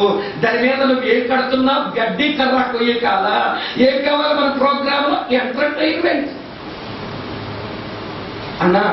మంచి క్రిస్మస్ ప్రోగ్రామ్ మీరు వచ్చారు కానన్నా, వాక్యానికి ఎక్కువ టైం ఇద్దామన్నా అనుకున్నాం కానన్నా, కొంచెం ప్రోగ్రామ్ లెంగ్తీ అయిందన్నా, కాబట్టి అన్నా కొంచెం వాక్యం త్వరగా 20 నిమిషాలు చెప్పి ముగించేయండి అన్నా. ఎంత ముందంతా ఏం చేశాము అమ్మా? ఎంటర్టైన్మెంట్ లో బోల్డ్ అని ఉన్నాయి ప్రోగ్రామ్. ఏమనుకోకండి చెల్లెలు తమ్ముడు, సీరియస్ గా చెప్తాను. ఈరోజు ఎంటర్టైన్మెంట్ లో ఇవన్నీ అనేక మంది మనసులను పాడు చేస్తున్న ఒక ఎంటర్టైన్మెంట్ ఏంటంటే రికార్డ్ డాన్స్. దానికి మనం పెట్టిన పేరు కొరియోగ్రఫీ. అక్కడ పాటేమో యేసుబాబు పాట, ఇక్కడ వేసిన డాన్స్ పవన్ కళ్యాణ్ డాన్స్. నేను ఒక ప్రోగ్రామ్ లో చూసి బాధతో చెప్తున్నాను, శ్రీ యేసుడు జన్మించే వెయ్యిలో అని పాట వస్తున్నారు. పాట వస్తుంటే ఇటు బెట్ట పెట్టుకుని ఎలాగెలా ఊరుతున్నాడు ఇటు. ఎవరు శ్రీ యేసుడు జన్మించే జానపద పాట అని పవన్ కళ్యాణ్ డాన్సా? నేను ఏమిటున్నాను ఈ డాన్స్ అంటే, అన్నా పవన్ కళ్యాణ్ స్టెప్పులు అన్నా అన్నాడు. అంటే పాట ఏమో యేసు మీద, ఇక డాన్స్ ఏమో సినిమా యాక్టర్. ఇంకొక మాట చెప్తాను, యూఈజెఫ్ సర్కిల్స్ కి ఇవ్వండి. నేను కొరియోగ్రఫీ తప్పని చెప్పడం లేదు, ఒక మీనింగ్ఫుల్ గా ఒక అర్థవంతమైన భావాన్ని మనం వ్యక్తపరచడానికైతే నేను అది తప్పని అనడం లేదు. కానీ ఈ రోజున మన ఆడపిల్లలు, వయసు వచ్చిన ఆడపిల్లలు వారి శరీరాలను ఇలాంటి వేదికల మీద చూపించుకోవడం అది ఎంత నీచమైన ప్రవృత్తి. ఇది అవసరమా మనకి? దేవరాజుని అడగండి, అన్నా మీ కాలంలో చాలా మందిని ప్రభువులు నడిపించారు, వాక్యం చెప్పారు, లేకపోతే పాట పాడారు, అప్పుడు నీకు ఎన్ని కొరియోగ్రఫీలు ఉన్నాయి? దేవరాజు అన్నా తిట్టి పడేస్తాడు పెద్ద ఆయన. దీనబంధు అడగండి, జూలియస్ అని అడగండి, ఈ పిచ్చి డాన్సులు ఉన్నాయని ఈ మధ్య EMFI evangelical medical fellowship of India ఒక 3 మెడికల్ కాలేజీకి వెళ్ళాను ఈ సంవత్సరం. 3 మెడికల్, అది డిసెంబర్ లో వెళ్తే ఒక మెడికల్ కాలేజీలో అక్కడ పాట ఏంటో తెలుసిన, చిరకాల స్నేహితుడా, నా హృదయాల సన్నిహితుడా. ఎక్కడేమో short length shirt, tight jean pant వేసుకున్న MBBS అయిపోయిన ఏమండి వాళ్ళు హౌస్ సర్జన్స్, ఆ పక్కనే డాక్టర్లు, మీరు డాన్సులు వేస్తుంటే పిల్లలంతా విజువల్ విసురుతుంటే, చిరకాల స్నేహితుడా, నా హృదయాన్ని సన్నిహితుడు అంటే యేసు ప్రభుని పిల్లట్టుందో లేదా పక్కన ఈటట్టుందో మాకు అర్థం అవట్లా. 4 సంవత్సరాల స్నేహితుడు, మనం వెళ్ళిపోతాం హౌస్ సర్జన్ అయిపోయాక అన్నట్టుగా పాడుతుందా? ఏమిటా డ్యాన్సులు?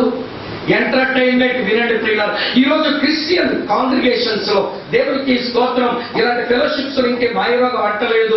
ఒకవేళ జాగ్రత్త పడకపోతే ఇది కూడా మనకు అంటుద్దన్న భయంతో చెప్తున్నాను. అక్కడక్కడ మనకి అంటిందిలేండి.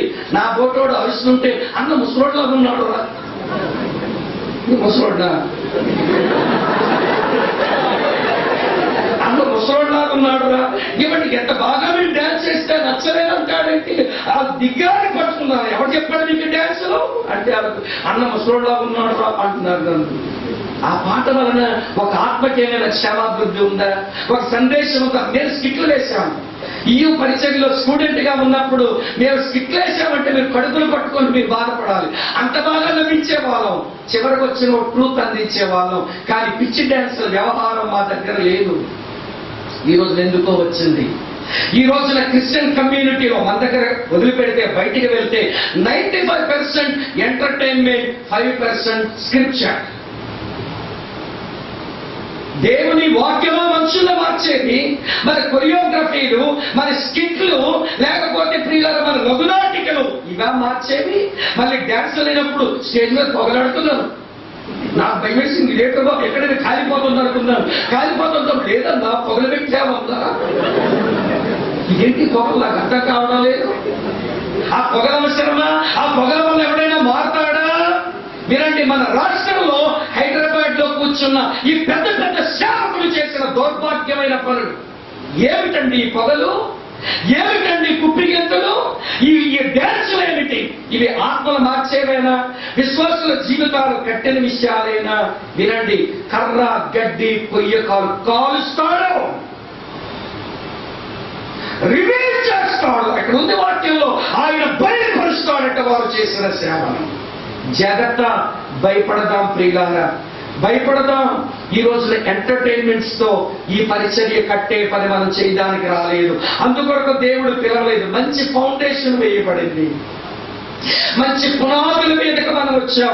నిర్మాణంగా దేవుడు ఆయనతో జతపడి వారుగా పిలిచాడు. వినండి వినండి జాగ్రత్తగా.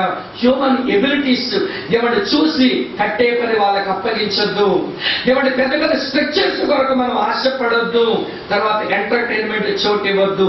4వ మాట ఏంటో తెలుసా? వినండి. Build by only trends and philosophies. ఈ రోజున వినండి, లోకములో ఉన్న తత్వం, లోకములో ఉన్న విధానాన్ని అడాప్ట్ చేసుకుంటున్నారు. నీకు మాట చెప్పనా? లోకంలో ఉన్న ఫిలాసఫీ, లోకంలో ఉన్న ట్రెండ్ ఏంటో తెలుసా? 3 వరల్డ్ ఫిలాసఫీ, వరల్డ్ ట్రెండ్స్ ఏంటో తెలుసా? 3 మాటలు. ప్లెజర్, రెండవది ఏంటో తెలుసా? పాపులారిటీ, మూడవది ఏంటో తెలుసా? ప్రాస్పరిటీ. ఈ 3 కాంటెంపరీ ట్రెండ్, వరల్డ్ ట్రెండ్. దాని కొరకే లోకం వెంపర్లాడుతుంది. సుఖం కావాలి, సరదా కావాలి, మనుషులకు పేరు ప్రఖ్యాతులు కావాలి. దాని మీద వినండి ప్రియులారా, ధనగణతలు కావాలి. లోకమంతా దాని కొరకే పరిగెడుతుంది. ఇలాంటి వాటిని చెప్పి మన మనుషులను కట్టే పని చేయాలి. అన్న, నువ్వు ప్రభు నమ్ముకొని జీవితం సుఖమైపోతావు అని చెప్పకండి, అది వరల్డ్ ట్రెండ్. అక్క, నువ్వు యేసు ప్రభు నమ్ముకో అక్క, నువ్వు ఖచ్చితంగా నీకు పెళ్ళి అయిపోతావు అక్క. ఓ పెళ్ళైపోయిన ఈ చెప్పక్క, నువ్వు ప్రభు నమ్ముకో అక్క. లేదా ఈ చెప్ప బయట ఉన్న అక్కలు, నువ్వు ప్రభు నమ్ముకో, నీకు దేవుడు ఖచ్చితంగా గర్భఫలం ఇస్తాడక్క. ఇది బైబిలా? నీ చెప్పాడు ఇస్తాను వాళ్ళకి. ఎట్లా చెప్తున్నావు ధైర్యంగా? ఈరోజు మా క్వశ్చన్ కూడా అలాంటిదే వచ్చింది. అన్న దానికి ఆన్సర్ చేశాడు. మనమే డిప్రెషన్ లోకి వెళ్తే డిప్రెషన్ ఉండే వాళ్ళు శాంతిస్తాడని ఎట్లా చెప్పానంటే, అన్న పలే రివర్స్ ఆన్సర్ చేస్తే నీకెందుకు డిప్రెషన్ వచ్చింది? అన్న వాడికి డిప్రెషన్ ఉన్నవాడికి ఎలా చెప్పాలో ముందు అసలు నీకెందుకు డిప్రెషన్ వచ్చింది? నువ్వే డిప్రెషన్ లో ఉండి, డిప్రెషన్ లో ఉండేవాడిని నువ్వు ప్రభు దగ్గర తీసుకుని రాగలవు. ఈ రోజు నేను ప్రభు చెప్పలేదు, నేను ధనగణతలు ఇస్తానలేదు, పేరు ప్రఖ్యాతలు ఇస్తానలేదు, నన్ను నమ్మితే సుఖాలు వస్తాయనలేదు, నన్ను నమ్మితే శ్రమ. ఇది ఆయన మాట. యోహాను సువార్త 16వ అధ్యాయం 33వ వచనంలో ప్రభు స్పష్టంగా చెప్పాడు, నన్ను నమ్మితే లోకం వెంపర్లాడిన అవి మీకు వస్తాయని చెప్పడం లేదు. ఏమన్నాడు చూడండి. యోహాను సువార్త 16వ అధ్యాయం చివరి వచనం 33వ వచనం ఇలా ఉంది ప్రియులారా. చివరి వచనం యోహాను సువార్త 16వ అధ్యాయం నేను 33వ వచనం ఇలా చదువుతున్నాను చూడండి. ప్రియులారా, ఇలా ఉంది. నా యందు మీకు సమాధానము కలుగునట్టు ఈ మాటలు మీతో చెప్పుచున్నాను. లోకములో మీకు శ్రమ కలుగును, అయినను ధైర్యము తెచ్చుకునుడి, నేను లోకములో మీకు శ్రమ కలుగును. దేవుడి లోకములో మీకు అవమానం వచ్చును, లోకములో మీకు భయంకరమైన దోషణ కలుగును, లోకము చేత మీరు తృణీకరించబడతారు. లోకం ఏమంటుందో తెలుసునా? వినండి ప్రియులారా, లోకము దేని కొరకు పరిగెత్తుతుందో తెలుసా? సుఖభోగాల కొరకు, ధనగణతల కొరకు, పేరు ప్రఖ్యాతుల కొరకు. ఇవి చెప్పకపోతే వీళ్ళు మన దగ్గరకు రారు అని వింటున్నారా లేదా మీరు? అవి చెప్పకపోతే వీళ్ళు రారు అని మనం మసిపూసి మారకాయ చేసి, యేసు ప్రభు నమ్ముకో, దేవుడు నీకు ఉద్యోగం ఇస్తాడు, యేసు ప్రభు నమ్ముకో, నువ్వు కాలేజీ ఫస్ట్ వస్తావు, నువ్వు యేసు ప్రభు నమ్ముకో అన్న ఇల్లు కడతావు, నువ్వు యేసు ప్రభు నమ్ముకో నీకు పిల్ల ఉంది, నువ్వు యేసు ప్రభు నమ్ముకో నీకు పిల్ల పుట్టుద్ది. దీని కొరక యేసు ప్రభు వచ్చింది. అప్పుడప్పుడు నా దగ్గర కొంతమంది వస్తుంటారు, ప్రార్థన చేయండి అని. భలే బాధేస్తుంది. దేనికమ్మా ప్రార్థన చేయాలంటే ఒక అమ్మ అంటుంది, ముఖ్యముడు కారుతుంది బ్రదర్, ఈ ముఖ్యముడికి నేను ప్రార్థన చేయాలండి. జలుబు మందేసుకోకపోయినా ఒక 5 రోజులు ఉంటుంది, ఉండని రాదు. నీ లోపల ఇన్ఫెక్షన్ అంతా ముఖచీవుడికి వచ్చేస్తున్నది కదా, సంతోషించడం అనేసి ముఖ్యముడు వస్తుంది బ్రదర్ ప్రార్థన చేయండి. మరొకడు వచ్చాడు, ఏంటి బ్రదర్ అంటే ప్రార్థన చేయండి బ్రదర్ అన్నాడు. ఏ ప్రార్థన ఎందుకు చేయాలి మీకు అంటే, ముళ్ళు గుచ్చుకుంది బ్రదర్, ముక్కు సీవుడి పోయింది ప్రార్థన, ముళ్ళు గుచ్చుకుంది ప్రార్థన. ఇది లోకంలో ఉండే వాళ్ళ తత్వం. ఈ లోకం యొక్క ట్రెండ్ ని ఎరిగిన మన వాళ్ళు ఆ ట్రెండ్ మీద దేవుని పని కడదామని మీకు ధనగణతలు వస్తాయి, పేరు ప్రఖ్యాతలు వస్తాయని చెప్పి పాడు చేస్తున్నారు జీవనగల దేవుని పరిచర్య. చెల్లి తమ్ముడు జాగ్రత్త వినండి. ఇది గడ్డి, ఇది కర్ర, ఇది కొయ్యకాలు. వేయబడిన పునాది మీద మనం నిర్మించవలసింది వీటితో కాదు. సరే, ఇది రాంగ్ మెటీరియల్, ఇది టెంపరల్ మెటీరియల్, ఇది అగ్లీ మెటీరియల్, ఇది చీప్ మెటీరియల్, ఇది ఎక్కడైనా దొరికే మెటీరియల్, అది మీతో అవైలబుల్ మెటీరియల్. కానీ మరో మాట పౌలు అన్నాడు, ఏమన్నాడో తెలుసున వినండి. ఆయన అన్న మాట, build with material that have lasting values. విలువలు ఎప్పుడూ ఉండే మెటీరియల్ తో కట్టండి. ఏంటా మెటీరియల్?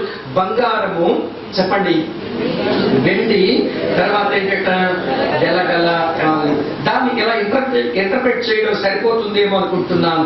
బంగారము, వెండి, గలగల రాళ్ళు దేంతో కట్టాలి? క్రీస్తే పునాది అయిన ఈ పరిచర్యకు అనేక మంది సేవకులను వాడుకొని సరైన నాటే పని చేసిన ఈ గొప్ప దేవుని పరిచర్యలో వినండి స్నేహితులారా, ఏమిటా బంగారం అంటే వర్డ్ ఆఫ్ గాడ్, దేవుని వాక్యముతో కడదాం. దేవుని వాక్యముతో కడదాం. స్క్రిప్చర్ వినండి ప్రియులారా, రోమపత్రిక 10:17 ప్రకారం వినుట వల్ల విశ్వాసం కలుగుతుంది. ఇది మీకు బాగా తెలుసు.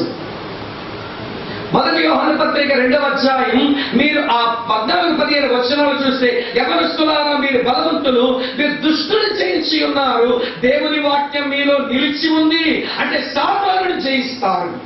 119వ కీర్తన 164వ చరణంలో ఉంటుంది, నీ ధర్మశాస్త్రం ప్రేమించు వారికి ఎంతో నెమ్మది కలదు, వారి తూలి తొట్టిలుటకు కారణమేమి. Stable life.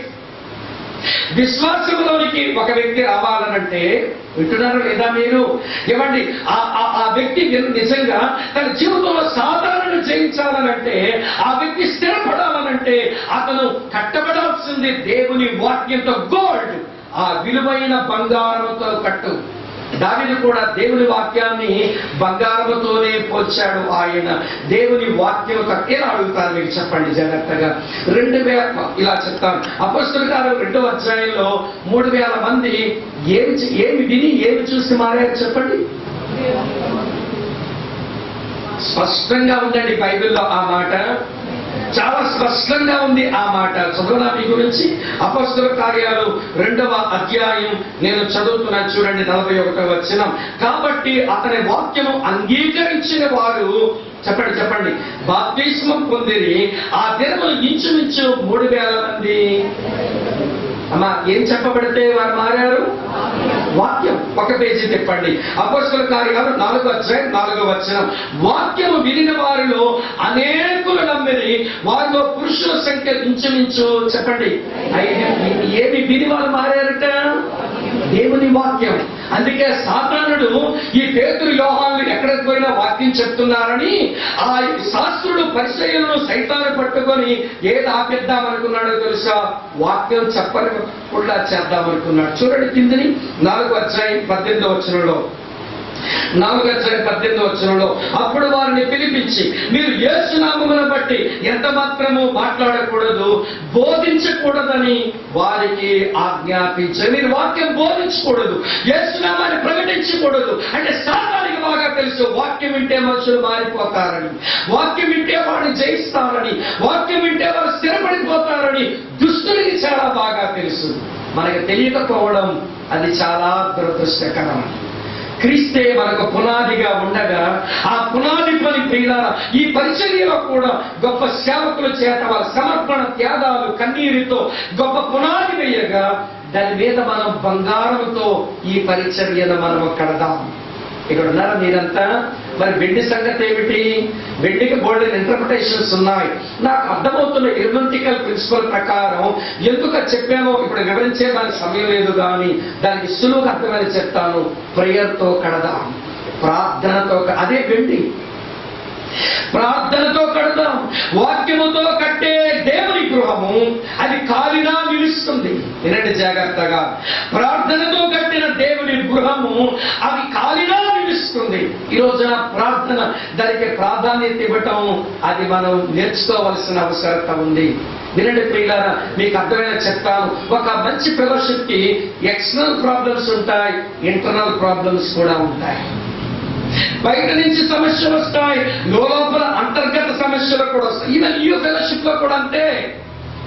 ఇది చర్చలకే కాదు, మన ఫెలోషిప్ అయినా అంతే. మనకి ఎక్స్టర్నల్ ప్రాబ్లమ్స్ వస్తాయి, ఇంటర్నల్ ప్రాబ్లమ్స్ వస్తాయి. ఎక్స్టర్నల్ ప్రాబ్లం వస్తే ఏం చేయాలి, ఇంటర్నల్ ప్రాబ్లం వస్తే ఏం చేయాలో మనకి వాక్యం నేర్పిస్తున్నది.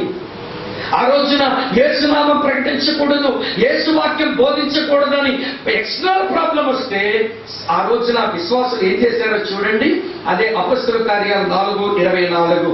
వారు విని, పెద్దలంతా వాక్యం చెప్పొద్దంటున్నారు, యేసునామం ప్రకటించొద్దంటున్నారు అని యోహాను వినండి ప్రియులారా, పేతురు వచ్చి చెప్పగానే 24వ వచనంలో వారు ఏం చేశారు? వారు విని ఏక మనస్సుతో బిగ్గరగా, ఏక మనస్సుతో దేవునికి ఇట్లు బిగ్గరగా, చెప్పండి, ఎక్స్టర్నల్ ప్రాబ్లమ్స్ వస్తే ఏం చేశారో తెలుసా?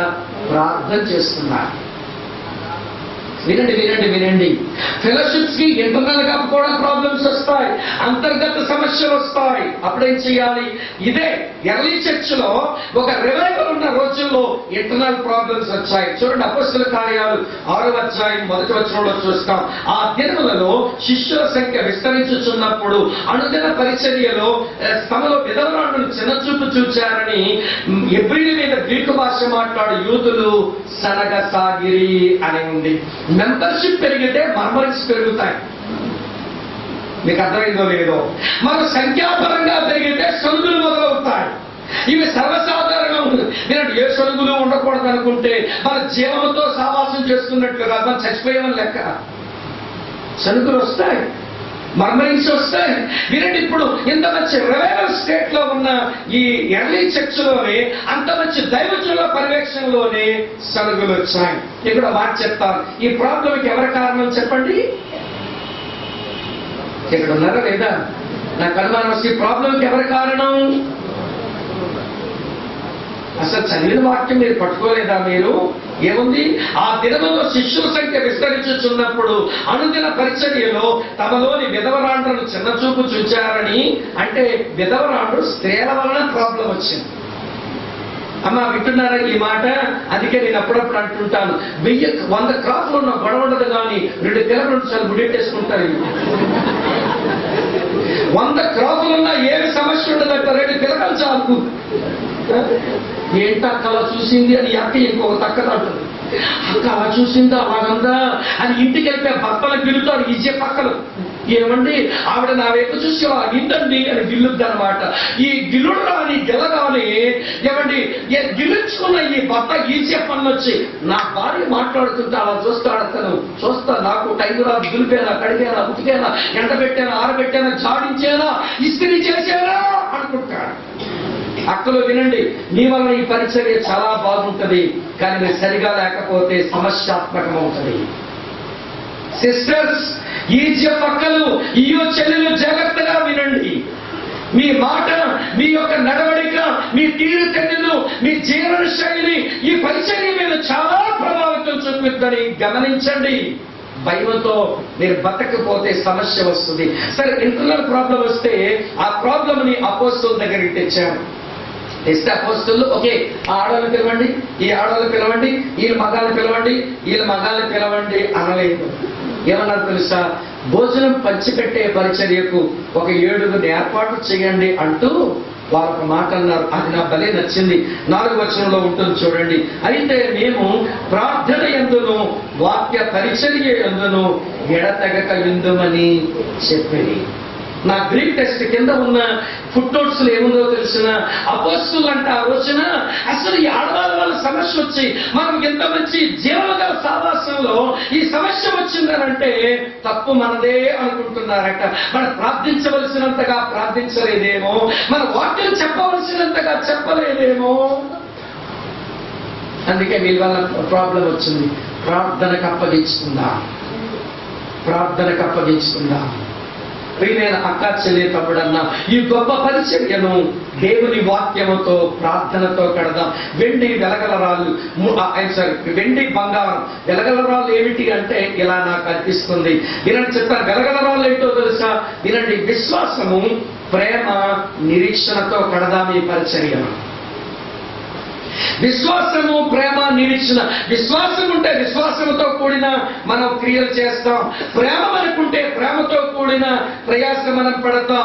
నిరీక్షణ ఉంటే నిరీక్షణతో మనం ఓర్పు వహించుకొని ఈ పరిచర్యలో మనం ముందుకు సాగుతాం. ఇవి వెలగల రాళ్ళు. వీటితో కట్టాలి. ఇక్కడ పౌలు అంటున్నాడు, ఇగో నేను పునాది వేశాను, ఒక మంచి శిల్పకారుని వలె నా వంతు పనులు చేశాను, దీని మీద కట్టే వాళ్ళు 2 రకాలుగా కనబడుతున్నారు. అయితే ఒక్క మాట ఎవడు బంగారు వెండి వెలగలరాలు కర్ర గడ్డి కొయ్యకాలు మొదలైన వాటితో కట్టిన ఎడల ఏం జరుగుతుందో తర్వాత చెప్తున్నాడు. ఆ చెప్పక మనకు ఒక మాట చెప్తాను, వినండి ప్రియులారా. ఒక పాయింట్ ఇక్కడ, rely upon God's enabling grace. నేను ఎంత చేస్తున్నా, వారేమి చేస్తున్నా, అందరూ గమనించవలసింది ఏంటంటే ఎవరెవరికి దేవుడు అనుగ్రహించిన కృపను బట్టే పని చేయాలి. వినండి జాగ్రత్త. అందుకే ఈ 2 వచనాలు ఇలా ఉన్నాయి. 5వ వచనంలో చూడండి ఒకసారి, ప్రభు అనుగ్రహించిన ప్రకారము అని ఉంది. ఒక్కొక్కరికి ప్రభు అనుగ్రహించిన ప్రకారము అని ఉంది. 10వ వచనం చూడండి, దేవుడు నాకు అనుగ్రహించిన కృప చొప్పున అని ఉంది. మినిస్ట్రీ ఆయన మీద ఆధారపడుతూ ఆయన కృప ఆధారితమైన పరిచర్య మనం చేయవలసి. అందుకని పౌలు ఇలా చెప్పగలిగాడు. 1 కొరింథీ పత్రిక 15వ అధ్యాయం 10వ వచనంలో అంటాడు కదా, ఆయన అంటాడు, నేను ఏమై ఉన్నానో అది దేవుని కృప వలనే అయ్యున్నాను. నేను అందరికంటే ఎక్కువగా ప్రయాసపడి నేను కాదు, నాలో నుండి పనిచేసిన దేవుని కృపయే. నా మినిస్ట్రీ అది దేవుని కృప మీద ఆధారపడగా చేసింది. వినండి స్నేహితులారా, కట్టేవాళ్ళు కడుతున్నారు, కట్టనివ్వండి. కానీ ఈ పనిలో ఉండే ప్రతి వారు దేవుని కృప మీద ఆధారపడి ఆ కృప ద్వారా అనుగ్రహించబడిన వరములను ఉపయోగించి వారు పని చేయాలి. సరే, చివరికి వచ్చేస్తున్నాను నేను. చివరిదేంటో తెలుసున్న వినండి, always be mindful of the approaching examination. అందరము మన జీవితము, మన పని పరీక్షించబడే ఒక రోజుందని మరవద్దు. ఆరంభంలో మిమ్మల్ని అందరినీ నేను ఒక న్యాయపీఠం ముందుకు తీసుకుని వెళ్ళాను. మీ లైన్లో మీరున్నారు, మీ ముందు వాళ్ళందరికీ ఏదేదో జరిగిపోయింది, మీరు అక్కడ ఉన్నారు. ప్రసంగం విన్నాక ఏమి దొరుకుతుందో మీరు చూసుకోవాలి. మీ లైన్ లో నిల్చున్నారు, ఏముంది అక్కడ, ఏం జరుగుతుంది అక్కడ? చదువుతాను చూడండి. వాని పని కనబడును, ఆ దినమున దానిని తేటపరచును, అది అగ్ని చేత బయలుపరచబడును, మరియు వాని పని ఎట్టిదో దానిని అగ్నియే పరీక్షించును. 3 మాటలు మీరు గమనించాలి ఇక్కడ. మొదటి మాట కనబడును, రెండవ మాట తేటపరచును, మూడవ మాట బయలుపరచబడును అనే మాట. దేవుడు దహించు అగ్ని. ఆయన అగ్ని, వినండి, ఆయన నేత్రాల గురించి కూడా ప్రకటన గ్రంథం 1వ అధ్యాయంలో మనం చూస్తాం. ఆయన అగ్ని జ్వాలల వంటి నేత్రములు కలిగిన వాడు నీ లైఫ్ ను చూసేస్తాడు. వినండి, నువ్వు చేసిన పరిచర్యను చూసేస్తాడు. చూసిన తర్వాత నీ లోపల ఎలాంటి దృక్పథం కలిగిన మనిషి, నీ మోటివ్స్ కూడా ఆయన చూస్తాడు. నీ మినిస్ట్రీ చూస్తాడు, నీ మేనరిజం చూస్తాడు. వినండి ప్రియులారా, నీ మోటివ్స్ కూడా చూస్తాడు. అప్పుడు నోరు తెరిచి ఒక మాట అంటాడు, బల నమ్మకమైన మంచి దాసుడా అనైనా రావచ్చు, ఎవడి సోమరివైన చెడ్డ దాసుడా అనైనా రావచ్చు. నువ్వు రక్షణ పోగొట్టుకో, రక్షించబడ్డావు, పరలోకానికే చేరాల్సిన, నరకానికి పోతావు అనుకోవద్దు. కానీ నువ్వు రక్షించబడ్డావు, కానీ ఎలా ఉంటావో తెలుసా? చదువుతాను చూడండి 15వ వచనం. ఒకన పని కాల్చబడిన ఎడల వానికి నష్టము కలుగును, అతడు తన మట్టుకు రక్షింపబడును గాని అగ్నిలో నుండి తప్పించుకున్నట్టు. చెప్పండి, రక్షించబడ్డాడు. నా మట్టుకు నేను ఇలా అనుకున్నాను, ఇది కొంచెం తెగింపు మాట అనిపించింది, కానీ నా మట్టుకు అనుకున్నాను. మీరు అనుకోండి, లేకపోతే లేదు. దేవుని నోట నుంచి బల నమ్మకమైన మంచి దాసుడా అనే మాట నాకు రానప్పుడు, ఆయన చేతుల్లోంచి ఒక జీతం నాకు ఆయన ఇవ్వలేనప్పుడు, నేను ఆ స్థలములో ఉంటే అది నాకు పరలోకంలాగా ఎలా ఉంటుంది? అది నాకు పరలోకంలా ఎలా ఉంటుంది? మిత్రులారా వినండి, నేను పరలోకానికే వచ్చాను. అందరూ వారి బహుమానం తీసుకుని వెళుతున్నారు. అందరికీ దేవుడు ప్రభు చెప్పవలసిన మాట చెప్పి వాళ్ళని పంపిస్తూ ఉన్నాడు. నాకేమో ఒక ప్రతికూలమైన మాట వచ్చింది. నేను చేసిన పరిచర్య అంతా కాలిపోయింది. నా పునాది మాత్రమే మిగిలింది. యేసు ప్రభు అయిన యేసుక్రీస్తు నమ్మానంతే, మిగిలిన పనంతా కాలిపోయింది. చెడ్డదాసుడు అన్నాడు, జీతమే లేదు, ఇప్పుడు నాకు ఏమీ మిగలలేదు, సిగ్గుతో పరలోకములో నిలబడవలసి వస్తుంది. మిమ్మల్ని ఛాలెంజ్ చేయడానికి ఒక సాక్ష్యం చెప్పి ముగిస్తాను. ఇది నిజంగా మీకు ఛాలెంజ్. వినండి ప్రియులు, ఎక్కడికి వెళ్ళినా నేను మర్చిపోలేను ఇది చెప్పకుండా. ఈ సంఘటన నా జీవితం మీద చాలా ప్రభావితం చేసింది కనుక నేను చెప్పక మానలేను. వినండి ప్రియులారా, ఈ టెస్టిమోనీ లేకపోతే ఈ సవాలు మాట విని మనం ప్రార్థన చేసుకుందాం. చాలా కాలం క్రిందట, అంటే సుమారు 1997వ సంవత్సరం నేను ఒక స్టూడెంట్స్ మీటింగ్కి ఇలానే పిలవబడ్డాను. మెడికల్ స్టూడెంట్స్ వచ్చారు, ఇంజనీరింగ్ వాళ్ళు వచ్చారు, ఏజీపీఎస్ వాళ్ళు వచ్చారు, డిగ్రీ ఇంజనీరింగ్ పిల్లలు చాలా మంది వచ్చారు. 500 మంది పైగా ఉన్నారు. ఇలాంటి హాలిడేస్ లో జరుగుతున్న ఒక కాన్ఫరెన్స్, దేవుని వాక్యం చెప్తున్నాను. దేవుని వాక్యం చెప్తుంటే ఒక పెద్ద ఆయన వచ్చాడు. ఆయన పేరు దశరథరావు. ఆయన ప్రొఫెసర్ గా పనిచేస్తున్నాడు అగ్రికల్చరల్ కాలేజీలో, ఏజీ కాలేజీలో ప్రొఫెసర్. ఆయన పేరు దశరథరావు అంట. అప్పుడే పరిచయం చేసుకున్నారు. ఆయన పెద్ద ఆయన వచ్చి, బాబు స్వామి ఒకసారి మా ఇంటికి వచ్చి ప్రార్థన చేస్తావా అన్నాడు. అంకుల్ నాకు రావడానికి అభ్యంతరం లేదు, కానీ నన్ను ఎవరు పిలిచారో వాళ్ళ పర్మిషన్ లేకుండా ఎవరి ఇల్లు విజిట్ చేయను, నేను ఎటు తిరగను అని అనుకున్నానండి. నేను సేవకు వచ్చినప్పుడు మీరు అడగండి ఒకసారి పెద్దవాళ్ళని, వాళ్ళు పంపిస్తే వస్తానన్నాను. ఆయన వచ్చి ప్రోగ్రామ్ కోఆర్డినేట్ చేస్తున్న పెద్ద ఆయన అడిగారు, స్వామిని మా ఇంటికి పంపించండి అని. కోఆర్డినేటర్ అన్నారు, మధ్యాహ్నం క్వశ్చన్ అండ్ ఆన్సర్ సెషన్ పెట్టాము, ఈ స్టూడెంట్స్ అంతా ఏవో ప్రశ్నలు వేస్తారు, దానికి స్వామి ఆన్సర్ చేయాలి, రాత్రి మళ్ళీ డివోషన్ ఉంటుంది కదండి, అప్పుడు తీసుకురండి, మీ పాప కొరకే ప్రార్థన చేయాలి కదా అంకుల్, తీసుకురండి అని అతను పంపించారు. బాబు రాత్రి వస్తాను బాబు అని ఆ పెద్ద ఆయన కొట్టుకున్నాడు, కానీ హోందాగా ఉన్నారు. ఆయన ఇలా నమస్కారం చేసి వెళ్ళిపోయాడు. అతను బ్రాహ్మణ కులమును చెందినవాడు, అంటే సాంఘిక స్థితిగతుల్లో వెళ్ళిపోయాడు. Night meeting జరుగుతున్నారు. ఇట్లని నేను ఇలానే నిలబడి వాక్యం చెప్తున్నాను. ఆ చివరి రోడ్డు మీద ఒక జీప్ వచ్చి ఆగింది. ఆగిన తర్వాత ఆ జీప్ లోంచి ఒక అమ్మాయిని ఆ రోడ్డు మీద మంచం వేసి దుప్పట వేసి దాని మీద దించుతున్నారు. నాకు కనపడుతున్నది ఆ స్టేజ్ మీద నుంచి. సరే నాకు అర్థమైంది, దశరథరావు గారు వాళ్ళ పాపం తెచ్చారు అని. వాక్యం అయ్యాక ఆయన వచ్చారు, బాబు ఎక్కడ మీటింగ్ తెచ్చాను, వాక్యం వినింది పాప, ఒకసారి రండి ప్రార్థన చేద్దరు కానీ అన్నారు. దగ్గరికి వెళ్ళాను. మంచానికి పొడుగ్గా ఉంది పాప. 24 సంవత్సరాల యవనస్తురాలు, పేరు శ్రీదేవి. అందమైన ముఖం, చాలా అందంగా ఉంది. కానీ విచారం ఏంటో తెలుసా, దోమలు కుడుతున్నాయి ముఖం మీద, చేతుల మీద. విదిలించుకోవట్లేదు, కొట్టుకోవడం లేదు. ఏంటి పిల్ల దోమలు ఎలా ముసురుతుంటే ఏమీ కదలడం లేదు. అంకుల్ ఏంటి అమ్మాయి పరిస్థితి అన్నాను. ఎవరికో ఈ జబ్బు వస్తుందట, నా కూతురుకు వచ్చింది బాబు. ఈ పాపకు కాలు చేతులు పనిచేయవు, ఇక్కడి నుంచి కింద భాగం ఏమీ పనిచేయదు, ఇక్కడి నుంచి మాత్రమే పనిచేస్తా ఉంటది, కింది భాగం ఏమీ పనిచేయదు అని పెద్ద ఆయన చెప్పారు. ఆ పిల్లలు చూసినప్పుడు భలే దుఃఖం అనిపించింది. అందమైన చెల్లి ఇవ్వండి, చక్కగా ఉంది, నవ్వుతూనే కనబడుతుంది మంచం మీద పడుకుని. నేను నిలబడ్డాను. చెల్లి ప్రార్థన చేస్తానమ్మా, ఏమని ప్రార్థన చేయమంటావు అన్నాను. ఆ పాప నవ్వుతూ అంటుంది, అనయ్య కరుణామయుడు సినిమా టీవీలో డాడీతో పెట్టించుకొని చూసి యేసు ప్రభు నమ్మాను అన్నయ్య. నేను నెమ్మదిగా బైబిల్ కొని తెమ్మన్నాను. డాడీ పక్కన కూర్చొని బైబిల్ చదువుతుండగా డాడీ కూడా ప్రభు నమ్ముకున్నారన్నయ్య. మా ఇంట్లో నేను, మా డాడీ యేసు ప్రభు నమ్మాం. మా మమ్మీ, మా అన్నయ్య ఇంకా ప్రభు నమ్మలేదన్నయ్య. వాళ్ళు మారు మనసు కొరకు ప్రార్థన చేయండి, నేను బాగుపడాలని చెయ్యక్కర్లేదన్నయ్య అంది. షాక్ తిన్నాను. మన క్రైస్తవులు ఈ రోజున ఒక తలనొప్పి ప్రార్థన అంటారు, కాలు నొప్పి ప్రార్థన అంటారు, కానీ ఇంట్లో రక్షణ లేని అమ్మ అన్నయ్య కొరకు ప్రార్థన చేయమని అడుగుతుంది ఈ పిల్ల.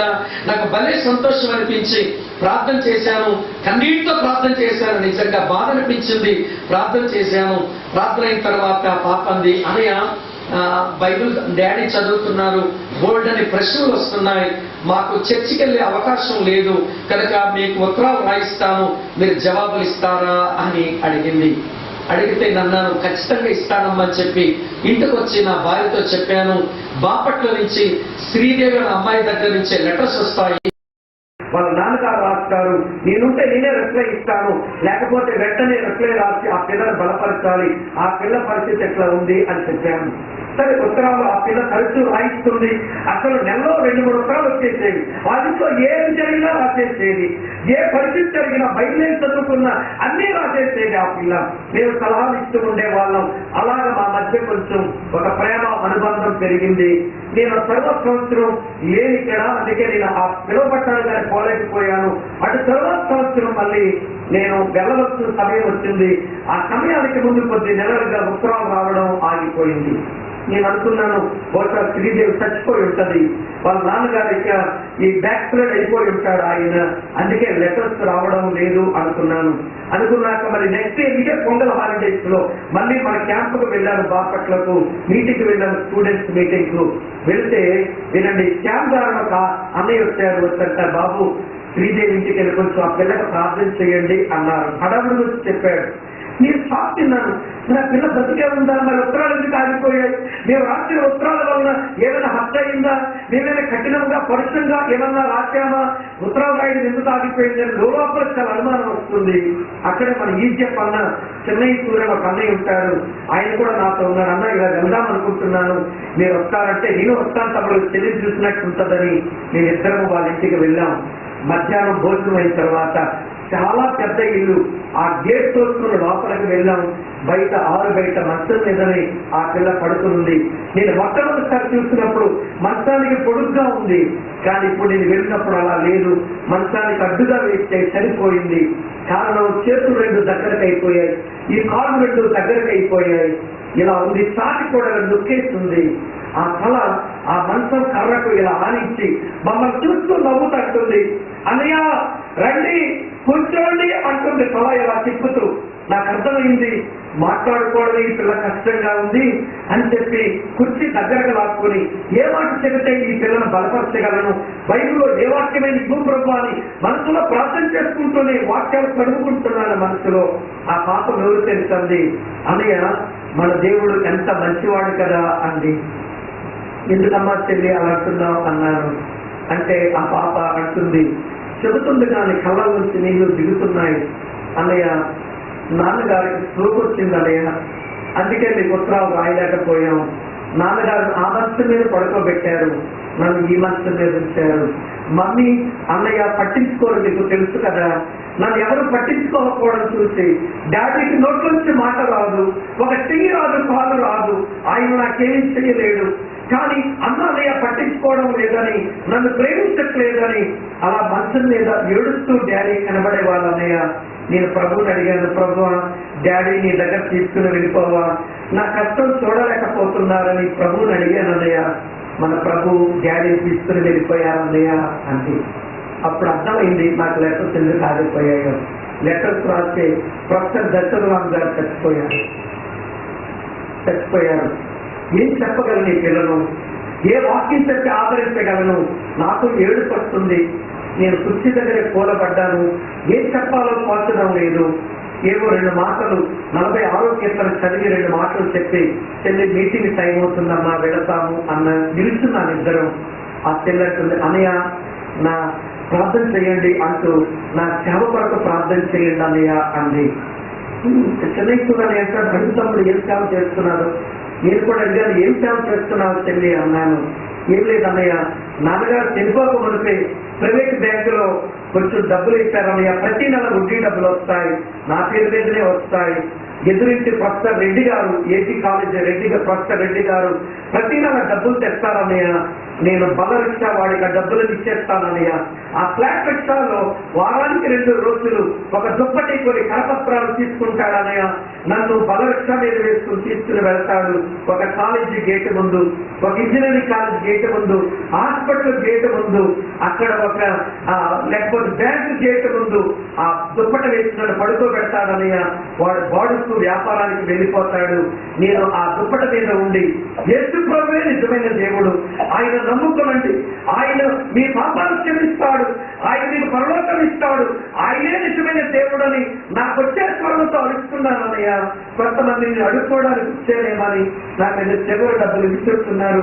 నేను అడుక్కోవడానికి రాలేదు, నేను ప్రొఫెసర్ దశరథరావు గారి యొక్క కూతురు నేను చెప్తున్నాను అన్నయ్య.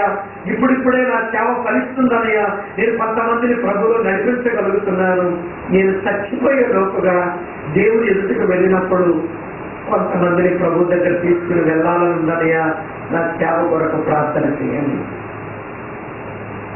ఆ డబ్బులు బలరిక్ష వాడికి ఇవ్వకపోతే హార్లిక్స్ బార్నవిటా కొనుక్కోవచ్చు, మందులు కొనుక్కోవచ్చు, పళ్ళు కొనుక్కోవచ్చు.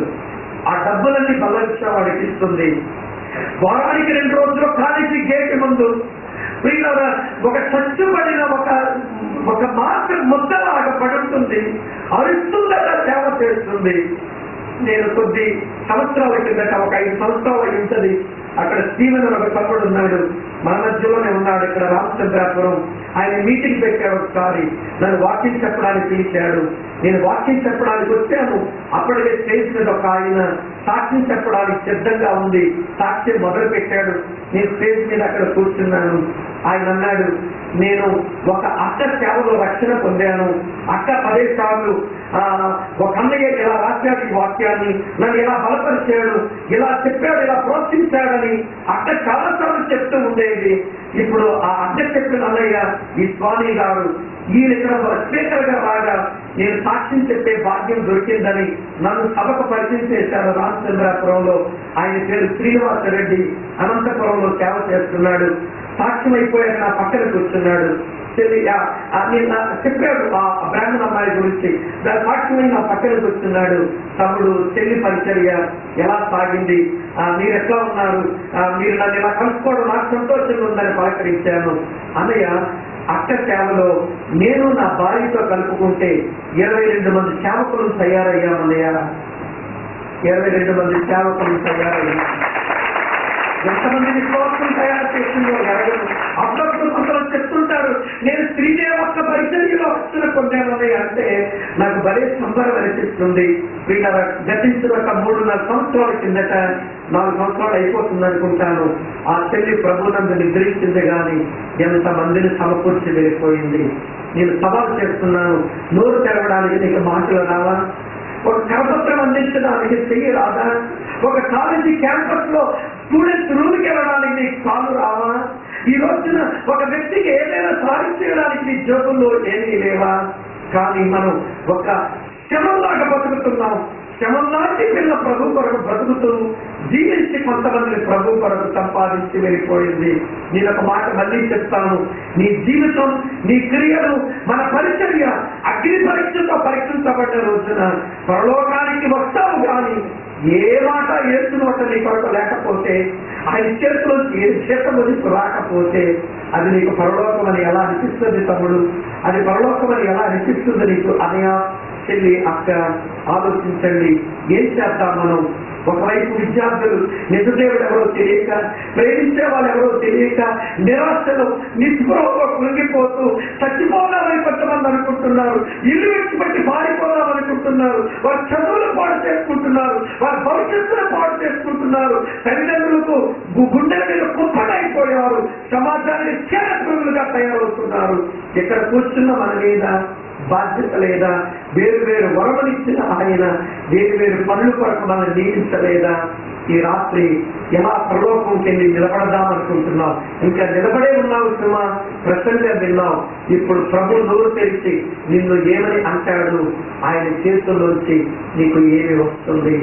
అది ప్రసంగ ముగింపు అయింది. నువ్వే ఆలోచించుకోవాలి.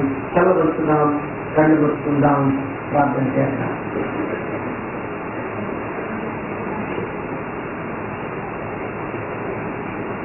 ఇది చాలా ప్రశస్తమైన సమయం చేయగలరా?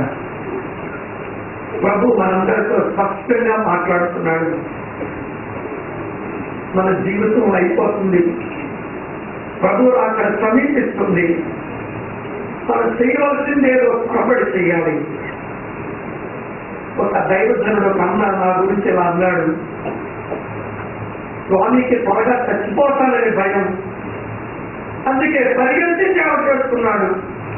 నేను కొంతకాలం బతుకుతాననేదో నాకు విశ్వాసం ఉంది, అందుకే నేను నిదానంగా పనిచేస్తున్నాను అన్నాడు. ఇక్కడ ప్రభు తను కలుసుకున్న నాకడిసి కొంచెం దేవుని మాటలు సాక్ష్యం చెప్పగలిగిన స్థాయి వచ్చిన రోజు నుంచి పరిగెత్తుతూనే ఉన్నాను. ఇంకా పరిగెత్తాలనే ఉంది. ఆ చెల్లి శ్రీదేవి ఇచ్చిన సాక్ష్యం తన జీవితం నా మీద చెలగని ముద్ర వేసింది. కాలు చేతులు చచ్చుబడి తండ్రిని పోగొట్టుకొని, అమ్మ ప్రేమించదు, అమ్మయ్య ఏమీ చేయదు, ఏది చేసినా ఏదో మాటలని ఏదో చేస్తాను, తట్టుకోలేక కుమిలిపోతుంది. కానీ వారానికి 2 రోజులు సువార్త పరిచర్యకు వెళ్ళి సంతోషపడుతుంది. దేవుడి సేవలోనే ఆనందిస్తుంది. కొంతమందిని ప్రభు కొరకు సిద్ధం చేస్తుంది. అక్క, చెల్లి, తమ్ముడు, అన్న, నీ మాట ఏంటి? నువ్వు తోటలో పనివాడమైతే, నువ్వు గృహం నిర్మించడంలో శిల్పకారుడితో జత పనివాడమైతే దేంతో కడదాం? బంగారము వెండి వెలగలరాక, కర్ర గడ్డి పొయ్యి కాలాక. కాలిపోతుందా నీ జీవితం? కాలిపోతుందా నీ పని? దేవుని సముద్రంలో కాలిపోతాయా నీ వృక్షాలు? లేక నిలుస్తాయా? నిలుస్తాయా?